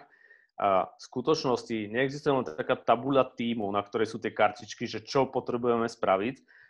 Predstavte si to, že v inej miestnosti, v miestnosti produktového vlastníka sa schádzajú stakeholdery na pravidelnej báze a schádzajú sa tam architekti, schádzajú sa tam dizajnéri a pravidelne majú inú tabuľu, na ktorej sledujú stav pripravenosti požiadaviek. Tieto veci bežia v dvoch paralelných miestnostiach a z jednej miestnosti do druhej sa donesú hotové karty.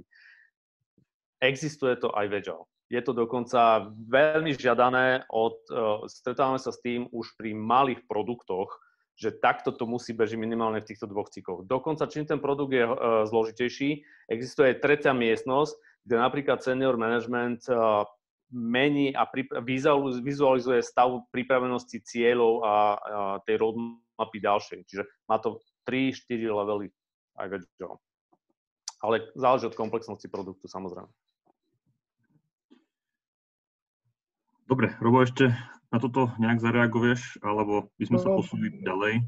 Teraz možno Duška vyprovokujem, ale mne sa zdá, že v tých agile smerniciach a metodikách a modeloch je veľa vecí nenapísaných, ktoré ale sú kritické a s ktorými sa počíta. A toto sa mi zdá, že je práve ďalšia z nich, že agile máme popísaný na to, či máme stať alebo sedieť a aké papieriky majú byť na stene, ale spoliehame sa na to, že niekde v druhej miestnosti je nejaký tím, ktorý úplne profesionálne, špičkovo a detailne analyzuje požiadavky v nadväznosti na plán a VBS-ku. Tak toto je možno ten môj smútok, že veľa vecí v Agile chceme, nepomenujeme ich, nenapíšeme ich, spoliehame sa na ne a potom oni nejakým spôsobom by mali fungovať logicky, no ale vo veľa prípadoch nefungujú, lebo metodika o tom nič nehovorí, no tak múdri manažeri povedia, nepotrebujeme analytikov, nepotrebujeme projektáka, nepotrebujeme neviem čo v týme, PMO a podobne. Veď metodika Agile o tom nehovorí, metodika Agile hovorí o tom, že sa bude v nejakých sprintoch stretávať nejaká skupina programátorov a tí budú robiť riešenie. Áno, absolútny súhlas, že Keď sa začína, tak toto je najväčšia nevýhoda Agile, že to nie je presne popísané. Ľudia čakajú, že dostanú kontrolné zoznamy, dostanú presne nakreslené tie rámčeky, ako majú ísť, kto kde má ísť. Súhlas, Robo, toto keby bolo, tak by bolo jednoduchšie. Dobre, máme tu ešte jednu poznámku, že či je otázka požiadavky projektu správna, či by to nemalo byť skôr požiadavky na produkt, tak skúste v krátkosti, lebo potrebujeme sa posunúť ďalej. V tom mojom svete v tom produktovom poviem, že keď vyvíjame produkt, tak dá sa na to pozrieť, že ten produkt dodávate v nejakých aby som to urobil nejakú analogiu, v nejakých fázach a tá fáza je v podstate ako keby nejaký projekt. Takže ja keď som začínal vôbec prvýkrát vo veľkej firme z Agile ako zamestnanec, tak 3 mesiace sa vyhlásili za projekt. Ja viem, že to nie je celkom správne a za tie 3 mesiace sa stanovil cieľ a v podstate vybrali sa požiadavky pre dosiahnutie toho cieľa do projektu, ale zdalo sa to, že 3-mesačné projekty ako keby. Ale dôvod nebol, že tie 3 mesiace a rovná sa projekt, mal to aj svoj rozsah, cieľ a čo chceme a zdroje, takže, ale začalo to takto. Čiže produkt je dodávaný v Agile, dá sa povedať v projektoch a tie projekty dá sa vnímať veľmi malý projekt každé 2 týždne ako keby. Naozaj v krátkosti. Trošku som zaskočený, lebo teraz si uvedomujem, že napríklad Prince 2 považuje všetky požiadavky za produktové a všetko, čo z projektu vypadne za produktové. Viem si predstaviť, že by sme v projekte mali iba požiadavky na produkt, ale napriek tomu som presvedčený, že nič neopokazíme, keď budeme mať požiadavky aj projektové, ktoré sa hlavne budú týkať zdrojov, ktoré máme, finančných, časových, a ktoré nemusia mať priamu implikáciu na produkt. Pardon, že mám asi viac vecí v hlave a nepovedal som ich. Neznamená, že na tej tabuli máme lístočky iba okolo vlastnosti toho produktu. Sú tam samozrejme, keď idem nasadzovať veci, keď potrebujem nastaviť nejaké prostredia, keď potrebujem nainicializovať veci, potrebujem dohodnúť, napísať zmluvy, dokonca aj tieto veci mám na svojej tabuli. Takže ak to rozšírime na toto tu, je to čokoľvek, čo potrebujeme spraviť s tým, aby ten produkt začal žiť. Aj každá aktivita. Dobre páni, poďme sa posunúť ďalej. Máme tu ešte jednu tému pred záverečným zhodnotením a to je rozpočet a financovanie. Tak Robo, ak sa môžeš teraz ty ujať slova. Ja budem nudný a stručný. Toto sú veci, ktoré priamo vyplývajú, nadväzujú na VBS-ku, na komplexné plánovanie projektu a tam si myslím, že má Waterfall navrch, ktorýkoľvek model má navrch voči agilným prístupom a agile prístupy nespochybňujem, že vedia robiť dobrý ten budgeting na úrovni tých realizačných tímov a verím tomu, že dokonca to vedia robiť aj s veľmi slušnou presnosťou, ale to komplexné plánovanie projektu, finančné a rozpočtovanie, to vyžaduje štandardné tie, bohužiaľ, prístupy za stolom na stoličke posediačky a množinou ľudí, primeranou množinou ľudí, ktorí sa v tých veciach vylaznajú a tie položky vedia oceňovať a vedia ich aj odhadovať. Dobre, Dušan. Toto je asi jedna, poviem, že z najtajomnejších vecí na Agile rozpočet. Rieši sa to, odkedy Agile vznikol, že ako s rozpočtom a financovaním. Ja nemám na to presne odpoveď, lebo tých situácií je veľa. Možno vyzerá, že sa vyhováram, ale v princípe treba si uvedomiť, že aj tie agilné firmy nejako prežívajú. Možno, že povedal by som, že o čo je to jednoduchšie s aplikáciou takých princípov. Ak mám stály tím, tak viem vyrátať aspoň nejaké náklady na nejakej pravidelnej báze. Dokonca ak mám do toho stály timebox, že mám to každé 2 týždne alebo že na mesačnej báze viem vyrátať, koľko ma môže stáť takýto tím, ktorý mi má vyprodukovať nejakú hodnotu. Potom už je to o tom, aby som našiel tie vlastnosti, a keď chcem byť ziskový, aby som našiel tie vlastnosti, ktoré mi pomôžu ostať ziskový. Možno ešte by som dodal k tomu to, že ten budgeting v Agile je možno viac o investíciách ako o jednoduchom vykazovaní. Jednoducho viac sa ja rozhodujem, že mám toľko peňazí. Čo za tie peniaze chcem mať za danú dobu? Mám týchto ľudí, sú schopní to vyprodukovať, tí ľudia sú tam stále, takže poviem u nás, viem si vyrátať, koľko ma stojí priemerne iterácia produktu a ak potrebujem produkt rozširovať, tak viac rátam tak náhrubo, jeden má možno do detailných rozpočtov. Čo neznamená, že Agile, ak ma začína zaujímať, pre aké typy aktivít, kam tečú peniaze, že si to nemôžem začať evidovať možno podrobnejšie. A my sami napríklad u nás v našej konzultačnej časti my si evidujeme typy úloh, aby som vedel, koľko peniazy dávame do marketingu, koľko nás stojí operatíva, tá šedá operatíva, to je taká denná prevádzka, koľko peňazí ma stojí písať nejaký materiál alebo nejaký content marketing a rovnako vývoj a ďalšie. Takže je to už skôr o tom, že aké informácie potrebujem sledovať, ako si zvýšim transparentnosť v tom, čo sledujem. No ale čo sa týka peňazí, tak skôr mám nejakú investíciu, ktorú chcem aplikovať a pozerám čísla. Veľmi som to zjednodušil, ja si uvedomujem, ale asi tak to funguje v svete, ktorom vidím ja.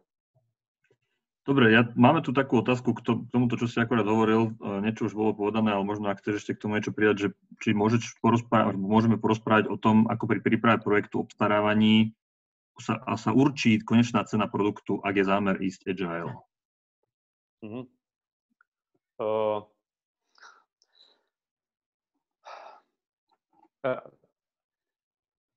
Teraz premýšľam, ako to povedať, aby to nevyznelo škaredo, ale poviem to asi tak, že je veľmi jednoducho. Otázka znie možno inak. Koľko chcete do toho investovať? A ja viem, že to neodpovedá na tú otázku a tie vaše situácie, ktoré máte v obstarávaniach.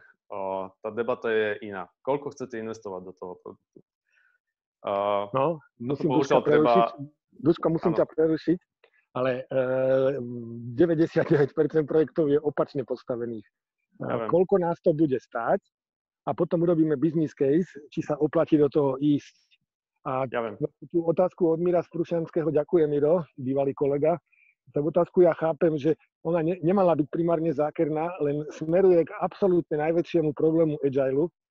Agile na začiatku, keď teda by sme robili projekt iba Agileovo, nevie urobiť túto kalkuláciu, lebo jednoducho nemá tie nástroje, nemá tú metodiku alebo ten workflow, ktorý dojde k tomu, že vieme na začiatku aspoň rámcovo urobiť odhad, že keď urobíme toto, bude nás to stať toľko. A ja som sa ešte nestretol s tým prístupom opačným, čo hovoríš ty, ja som sa vlastne prakticky nestretol, že máme na účte toľko a toľko, poďme vymyslieť, čo za to urobíme. To som sa nezažil ešte. No.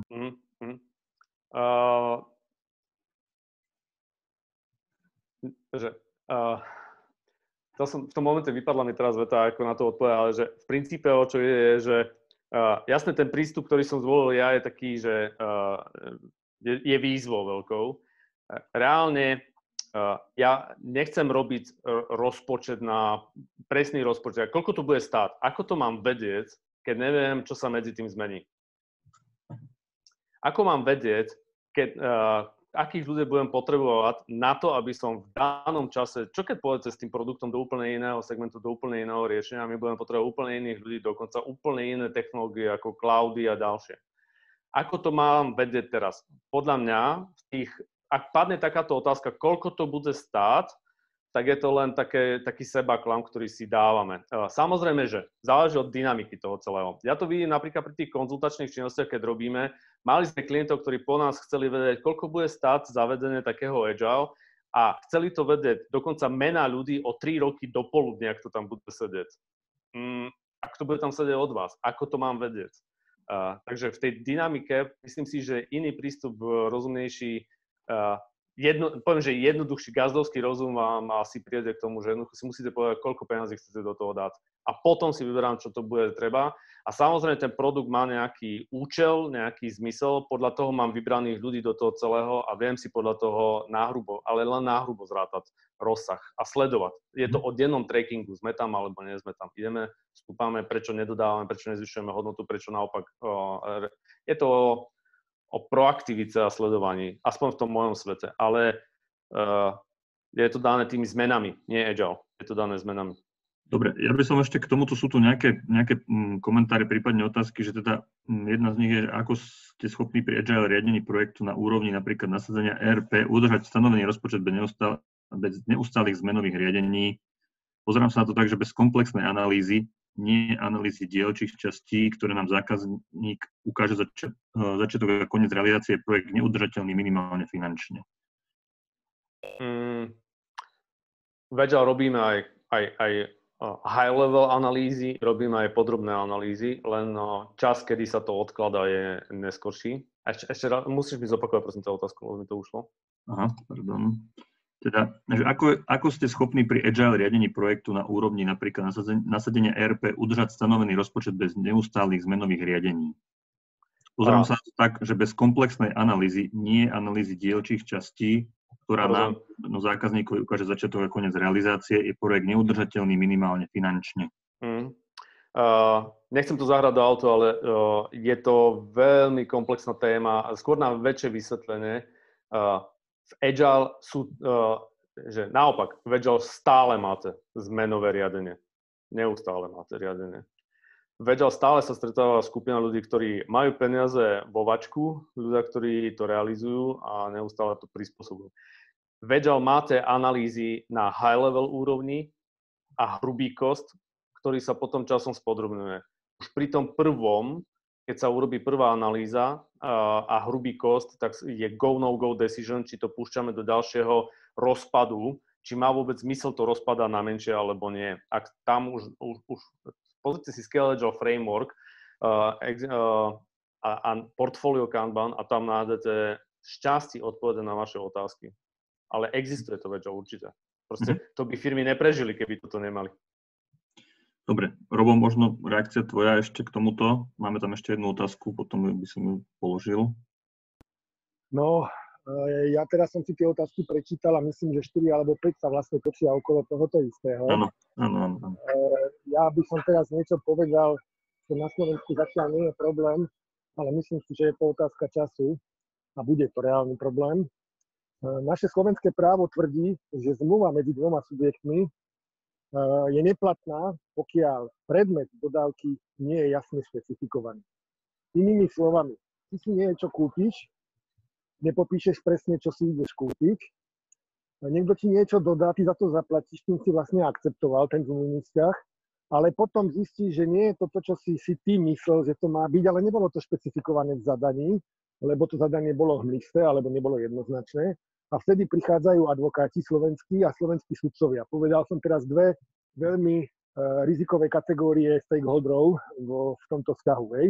Akože slovenskí advokáti a slovenskí sudcovia budú posudzovať, či zmluva medzi týmito dvoma subjektmi bola jasne definovaná, či je teda platná, či vyplýva povinnosť pre zákazníka zaplatiť, respektíve, či pre dodávateľa vzniká povinnosť dodať opravu alebo nejakú zmenu, ktorá v tom zadaní presne definovaná nebola. To je extrém, ku ktorému sa podľa mňa blížime na Slovensku, lebo ja nemyslím si, že je správne podpisovať zmluvu na projekt, na dodávku riešenia, ktoré nemá fixnutý scope, fixnutý price a fixnuté aj akceptačné podmienky. Pokiaľ je to urobené takto záhmene, že to budeme priebežne riešiť, tak vyskakujú tieto rizika, že kedy vlastne ten scope budeme považovať za uzavretý, kedy budeme považovať finančný rámec za primeraný tomu scopu a kedy budeme vedieť aj primerane akceptovať to riešenie, čo dostaneme. Takže všetky tie otázky, čo ste posielali, ja som to teraz extrémisticky trošku tak zvýraznil, ale ja to považujem za kľúčový problém. Agile prístup neumožňuje, keď sa... No, on má toto vakcínu, ale nie vakcínu, on má ten test, no. Prosím vás, niekto sa tam zapol? Áno. Prosím vás, vypnite si mikrofóny, nech dokončím tú múdru myšlienku úžasnú. Takže ja súhlasím s tým, že zlá aplikácia Agilu, preceňovanie Agilu spôsobí, že ten projekt nebude realizovateľný, nebude možné ho konkrétne alebo teda správne ukončiť a hlavne nebude možné ho finančne riadiť. Odboru zubného lekárstva majú pomáhať. Niekto má zapnutý mikrofón. Môžete sa prosím vás zamutovať, ak je niekto odmutovaný? Ja som skončil.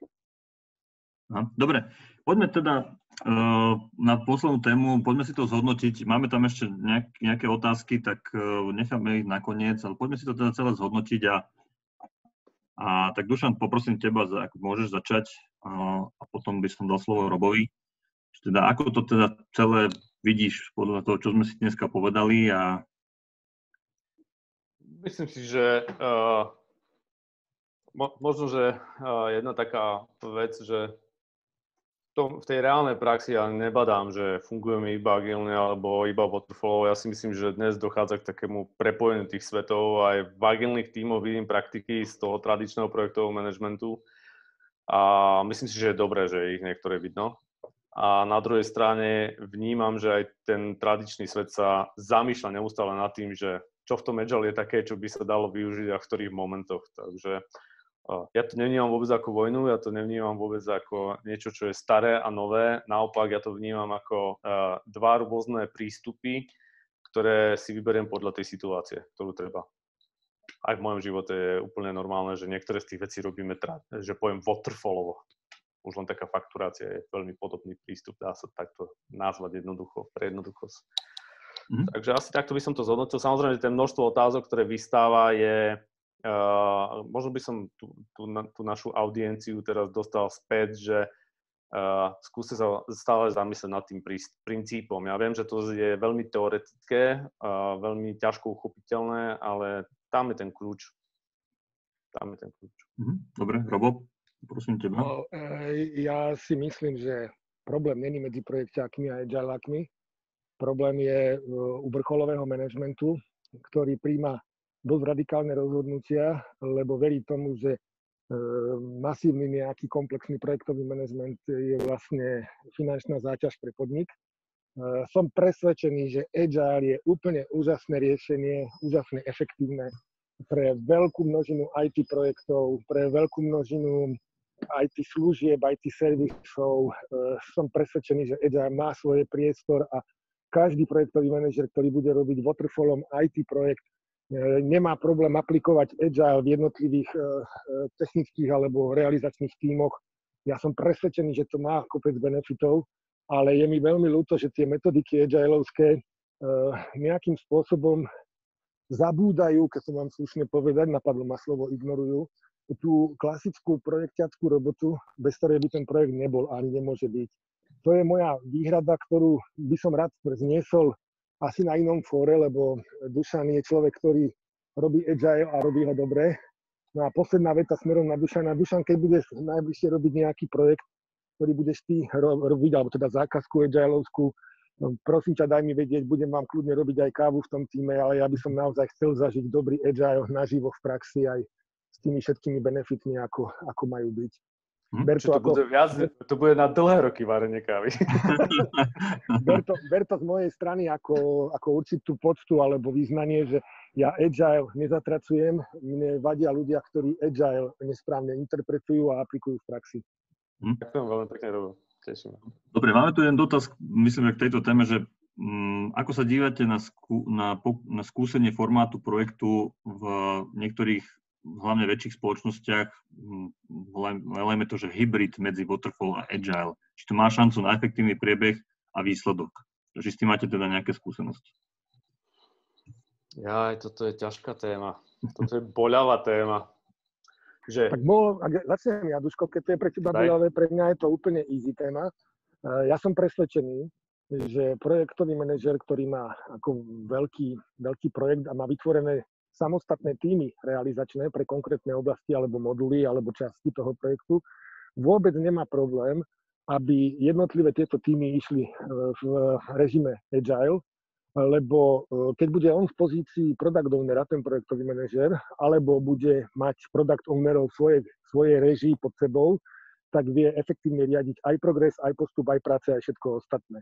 Takže Agile pre mňa nie je dobrý pán, Agile pre mňa je geniálny a veľmi efektívny sluha a ja by som bol rád, keby všetky tie projekty boli hybridné, dokonca si myslím, že oni tak aj v minulosti de facto boli. Možno tie týmy doteraz na IT projektoch neboli self-driven, neboli cross-functional a to je jedna tiež úžasných vecí, ktoré Agile zaviedol. Takže za mňa určite áno. Ešte k tomu doplním, je tu ešte ďalšia otázka, teda, že rovno sa pýtajú na Prince to Agile ako konkrétnu metodiku alebo konkrétny prístup. Čiže Duško, predbehnem ťa, Duško, ak môžem. Prince 2 Agile, držal som v ruke niekoľko strán textu. PMBOK Agile, držal som v ruke niekoľko strán textu. Sorry, ale nemám kapacitu to študovať ani s tým pracovať. Ja si myslím, že to, čo Agile je, tak to akože som na tých základných školeniach zistil. Neviem si predstaviť, čo také úžasné by tam bolo. Ak niekto vie teraz vstúpiť do debaty a vie poskytnúť svoju skúsenosť, budem osobne veľmi rád.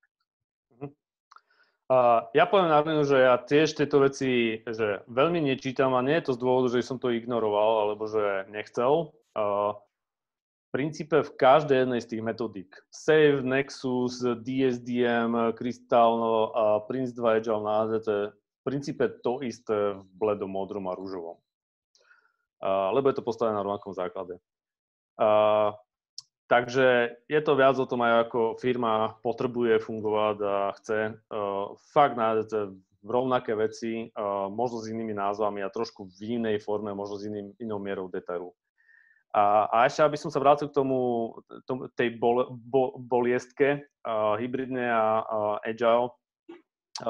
Ak je to robené na projektoch, ako spomínal Robo, to znamená, že napríklad taký work package dať do týmu, ktorý je samoorganizovaný a majú product ownera a vedia to dodať, tak je to presne to také, že dobré prepojenie týchto dvoch metód. Je tam ale rozdiel trochu v tom začiatku, že ten tradičný DOS dáva dôraz na tú detailnosť tých požiadaviek a prípravu tých požiadaviek. Myslím si, že v tomto prepojení musíte mať v určitom štádiu brzdu, aby ste nespadli do možno work breakdown structure až na úrovni jednotlivých zdrojov na dlhé časové obdobie. Toto treba prenechať už na ten work package a vnútri. A prečo som to nazval boliestkou? Lebo mnohé firmy, ja som to zažil ešte v 2010. Dokonca som bol jeden z tých, ktorí o tom rozprávali na webinári pre zahraničnú firmu Forest, že sa to dá. A možno je to jeden z tých webinárov, ktorý dnes trošku ľutujem, pretože mnohé firmy to berú tak, že my to nechceme tak radikálne, my to chceme tak evolučne, takže my by sme chceli mať že taký hybrid a ten hybrid vedie k tomu, že z toho urobí sa paškvil, ktorý nie je hybrid. Nemá to premyslenú vec, takže ak máte človeka, ktorý pozná waterfall princípy a máte človeka, ktorý pozná agile a vedia sa porozprávať, tak vedia z toho určite nastaviť dobrý hybrid. Ale slovo ako hybrid, mne v momente blikajú kontrolky, lebo väčšinou je to také, že ani jedno, ani druhé nedokončené, nedotiahnuté.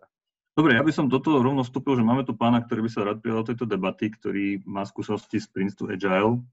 Môžete sa skúsiť odmutovať, pán Švarckov? Slyšíme se? Ano, super. Já si nejsem jistý, jestli je to na takhle krátkou diskuzi, ale každopádně Prince2 Agile je velmi dobré skloubení. Takhle, Agile není Scrum především. A Prince2 Agile je velmi dobré skloubení Project Governance s agilními principy. Celá ta projektová nadstavba, která nad těmi projekty je tam velmi dobře popsána a implementována. Jo, čiže jsou to opravdu projekty, kde se vyskytují do různého stupně agilní principy na všech možných úrovních a všechny ty klasické součásti projektového managementu, které všichni známe, tak jsou tam nahlíženy z toho agilního principu a ty agilní principy jsou tam do nich promítnuty. Je to úplně jiný svět než Scrum. To si lidi často pletou. Jo? Scrum není Agile. Scrum je jenom jedna pomocná technika. To, co umí výborně, ale neumí nic víc. Prince2 Agile sa zaměřuje na celou projektovou governance. Presne to som myslel tým, že tie princípy sú v bledom, modrom, bledorúžovom, že sú aplikované v podstate na tých rôznych miestach. Ďakujem. Robo, možno nejaká poznámka? Ja ďakujem a na základe toho, čo povedal pán Švarckop, tak na Vianoce si dávam domáce úlohu, že zoberiem si tú metodiku a naštudujem, akože myslím to úprimne.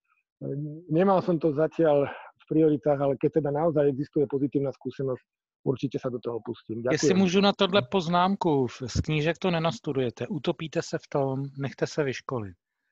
Je to třídenní nebo týdenní školení, včetně půl dne na zkoušku. Nechte se od velmi schopného školitele vyškolit, který to má v hlavě srovnaný a který to na vás za ty 3 dny naleje.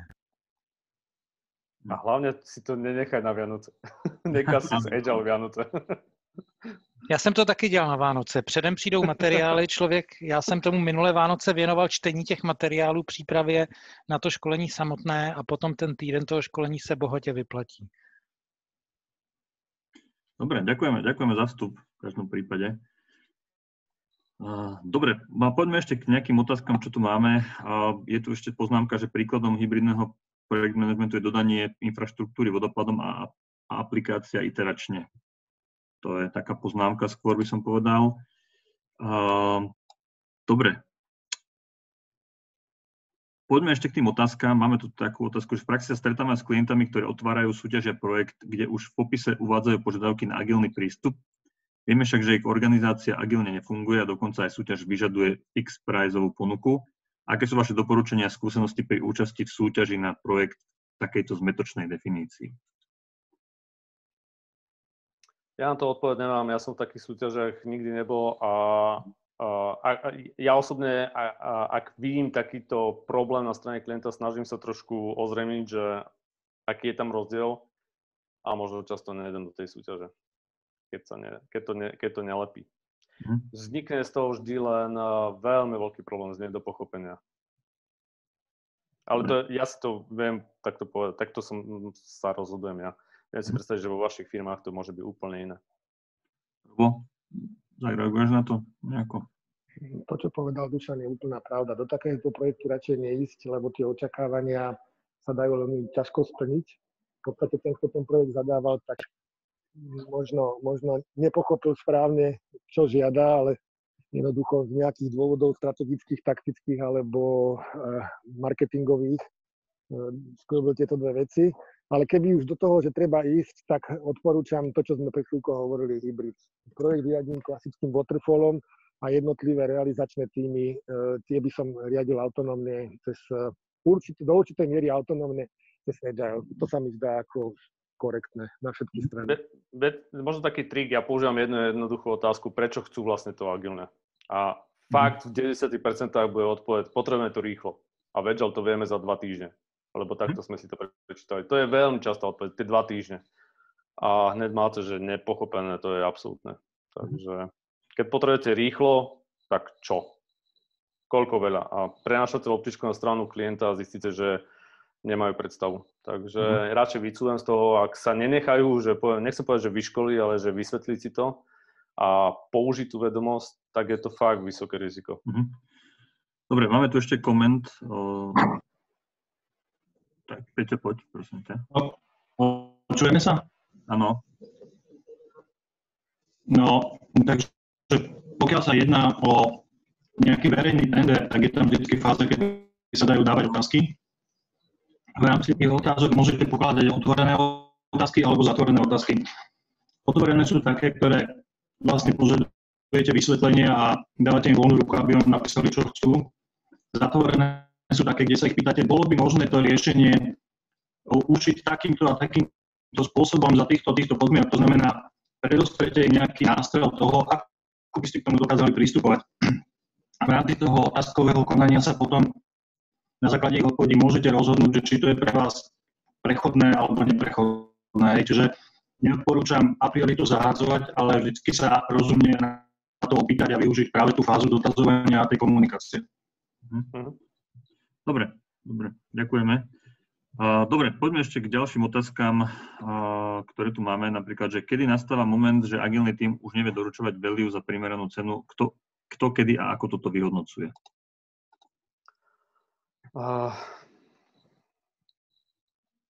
No nastáva, akože každý z tých, v mojom produktovom svete, každý z tých produktov príde v určitom bode do stavu, kedy je lepšie ho zastaviť a poviem, že zabiť. Takže nastáva, ale tie otázky, že kedy funguje, kedy nefunguje, to je skôr produktová vec pre produktový manažment, ani nie tak pre ten tím. Neznamená to potom, čo badám, že ak aj nastáva táto situácia, tie firmy si radšej tie týmy nechávajú pohromade a pokračujú, dávajú im iný ďalší produkt, v ktorom vedia využiť ich znalosti. Využívajú to, že ten tím už je zhraný a že už prešli tou takou formujúcou sa fázou, stormingom a už majú nejaké normy, nejaký spôsob fungovania. Asi toľko by som k tomu povedal, čo mi napadá. Robo, možno u teba nejaký koment ešte k tomuto? Myslím, že tak ako Dušan. Dobre. Dobre, ešte tu je taká poznámka, že že teda k Dušanovmu komentáru, že keď si povedal, že ten hybrid je v úvodzovkách paškvil, tak je tu nesúhlas, že pod hybrid projektovým manažmentom sa vlastne ten pán chápe, že na úrovni projektu je napríklad je WebSK, definované fázy projektu, no niektoré workspace package, kde to dáva zmysel, sa dodávajú napríklad cez Scrum a niektoré delivery týmy fungujú agilne. Tak ako môžeš ešte k tomu zareagovať? Týmto práve toto nie je ten paškvil. To je vec, ktorá bola nejako premyslená. Ten paškvil je zvyčajne úplne iná forma. Najčastejšie, že to nebolo vôbec premyslené. Napríklad, urobí sa detailná analýza toho celého projektu vopred a potom to chceme dodávať agilne. Jasné, dá sa to s praktikami, urobíme stand-upy, urobíme planningy. A keď príde zmena, tak čo?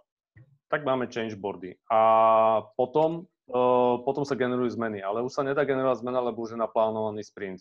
A tieto veci nedotiahnuté, tie detaily, práve toto je ten paškvil, ktorý som mal na mysli.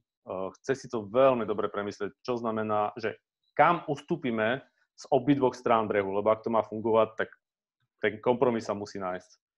A toto nie je veľmi často premyslené. Je to len také, že poďme a máme tu na Agile a Waterfall, musíme to prepojiť a máme na to 2 mesiace, za 2 mesiace musíme fungovať hybridne.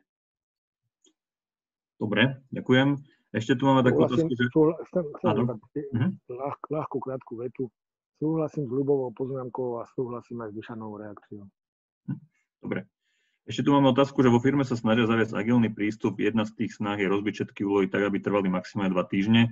Každý mal prístupnú len jednu prácu, na ktorej má aktuálne robiť. Nakoniec tento prístup nechcú aplikovať len na development, ale na väčšinu firmy. A že aký je váš názor na toto, na takýto postup? Dovolím si prvý reagovať, lebo budem hovoriť veľmi krátko.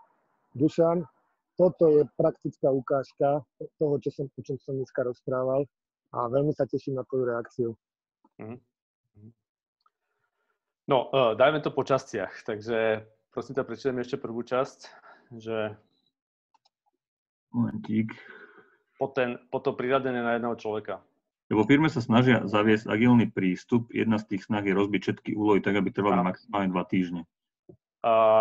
Poviem ešte ďalej. 2 týždne, ak je vaša iterácia 2 týždne, tak je to ešte málo rozbité. Rozpadá sa to tak, aby hovorím o IT, ospravedlňujeme sa, takže nejaká vlastnosť, napríklad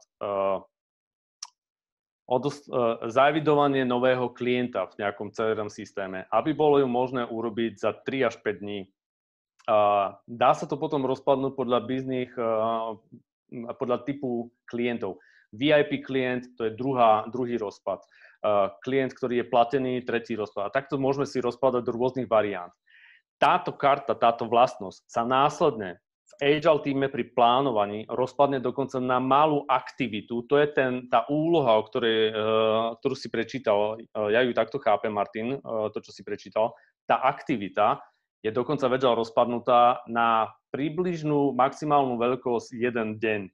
Čiže je jasné každý deň, kto čo bude robiť a je veľmi ľahko zrátateľné, ak tá iterácia má 10 dní, tak potrebujem tam mať maximálne 10 kariet ako človek v týme. Samozrejme, môžem to rozbieť na menšie, ak potrebujem, ale to je tak nahrubo nejaký limit, aby zase tam nebolo zbytočne veľa byrokracie.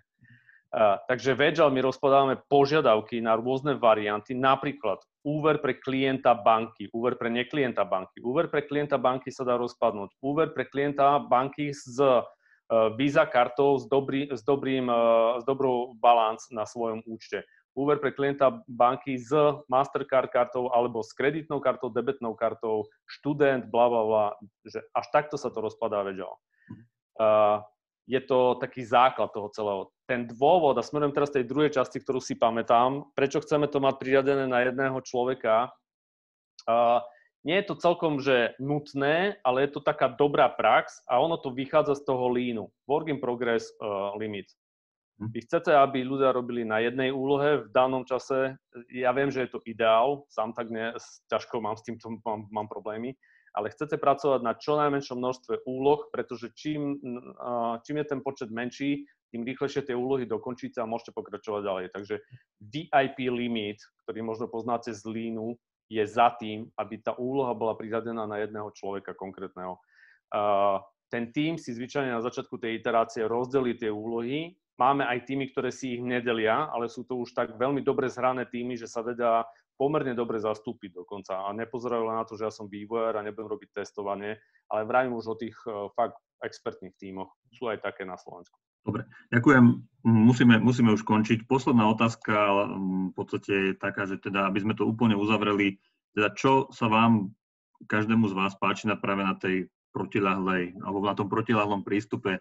Takže poď, Robo, povedzme, začni ty a potom Dušan, ale skúste naozaj v krátkosti už, lebo už sme prešli aj čas, takže aby sme to mohli nejak uzavrieť.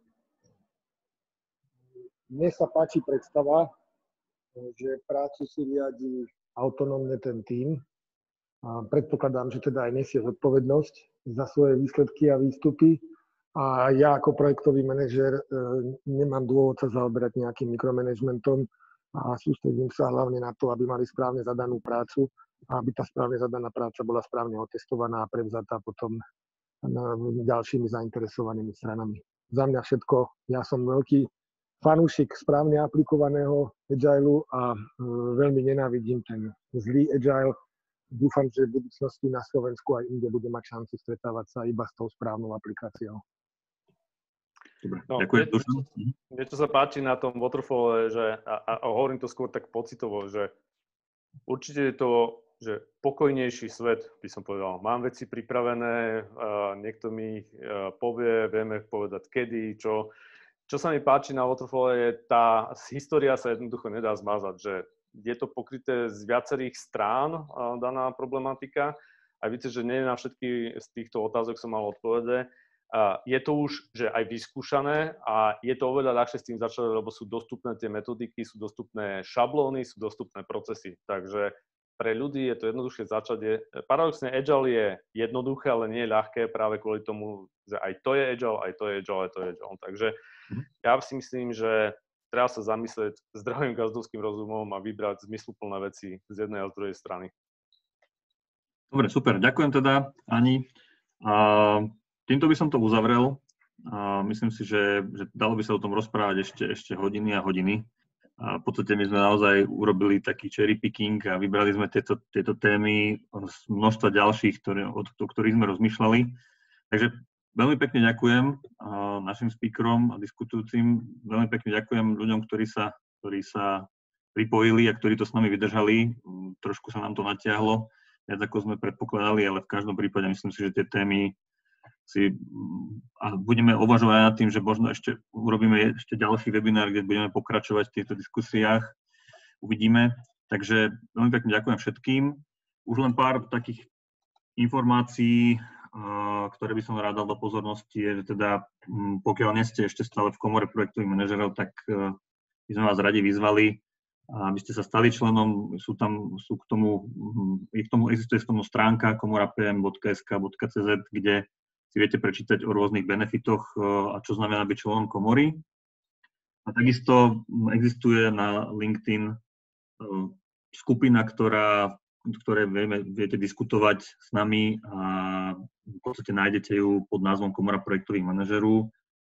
Je tu aj link, ale však ten vlastne je len tak spomenutý, takže cez vyhľadávanie kľudne Komora projektových manažerov a mali by ste sa k tomu jednoducho dostať. Takže za mňa naozaj už všetko.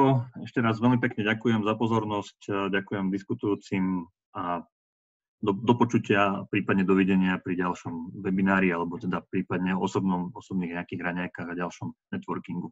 Pekný deň ešte. Ďakujem, Martin, maj sa krásne. Ahojte. Ahojte.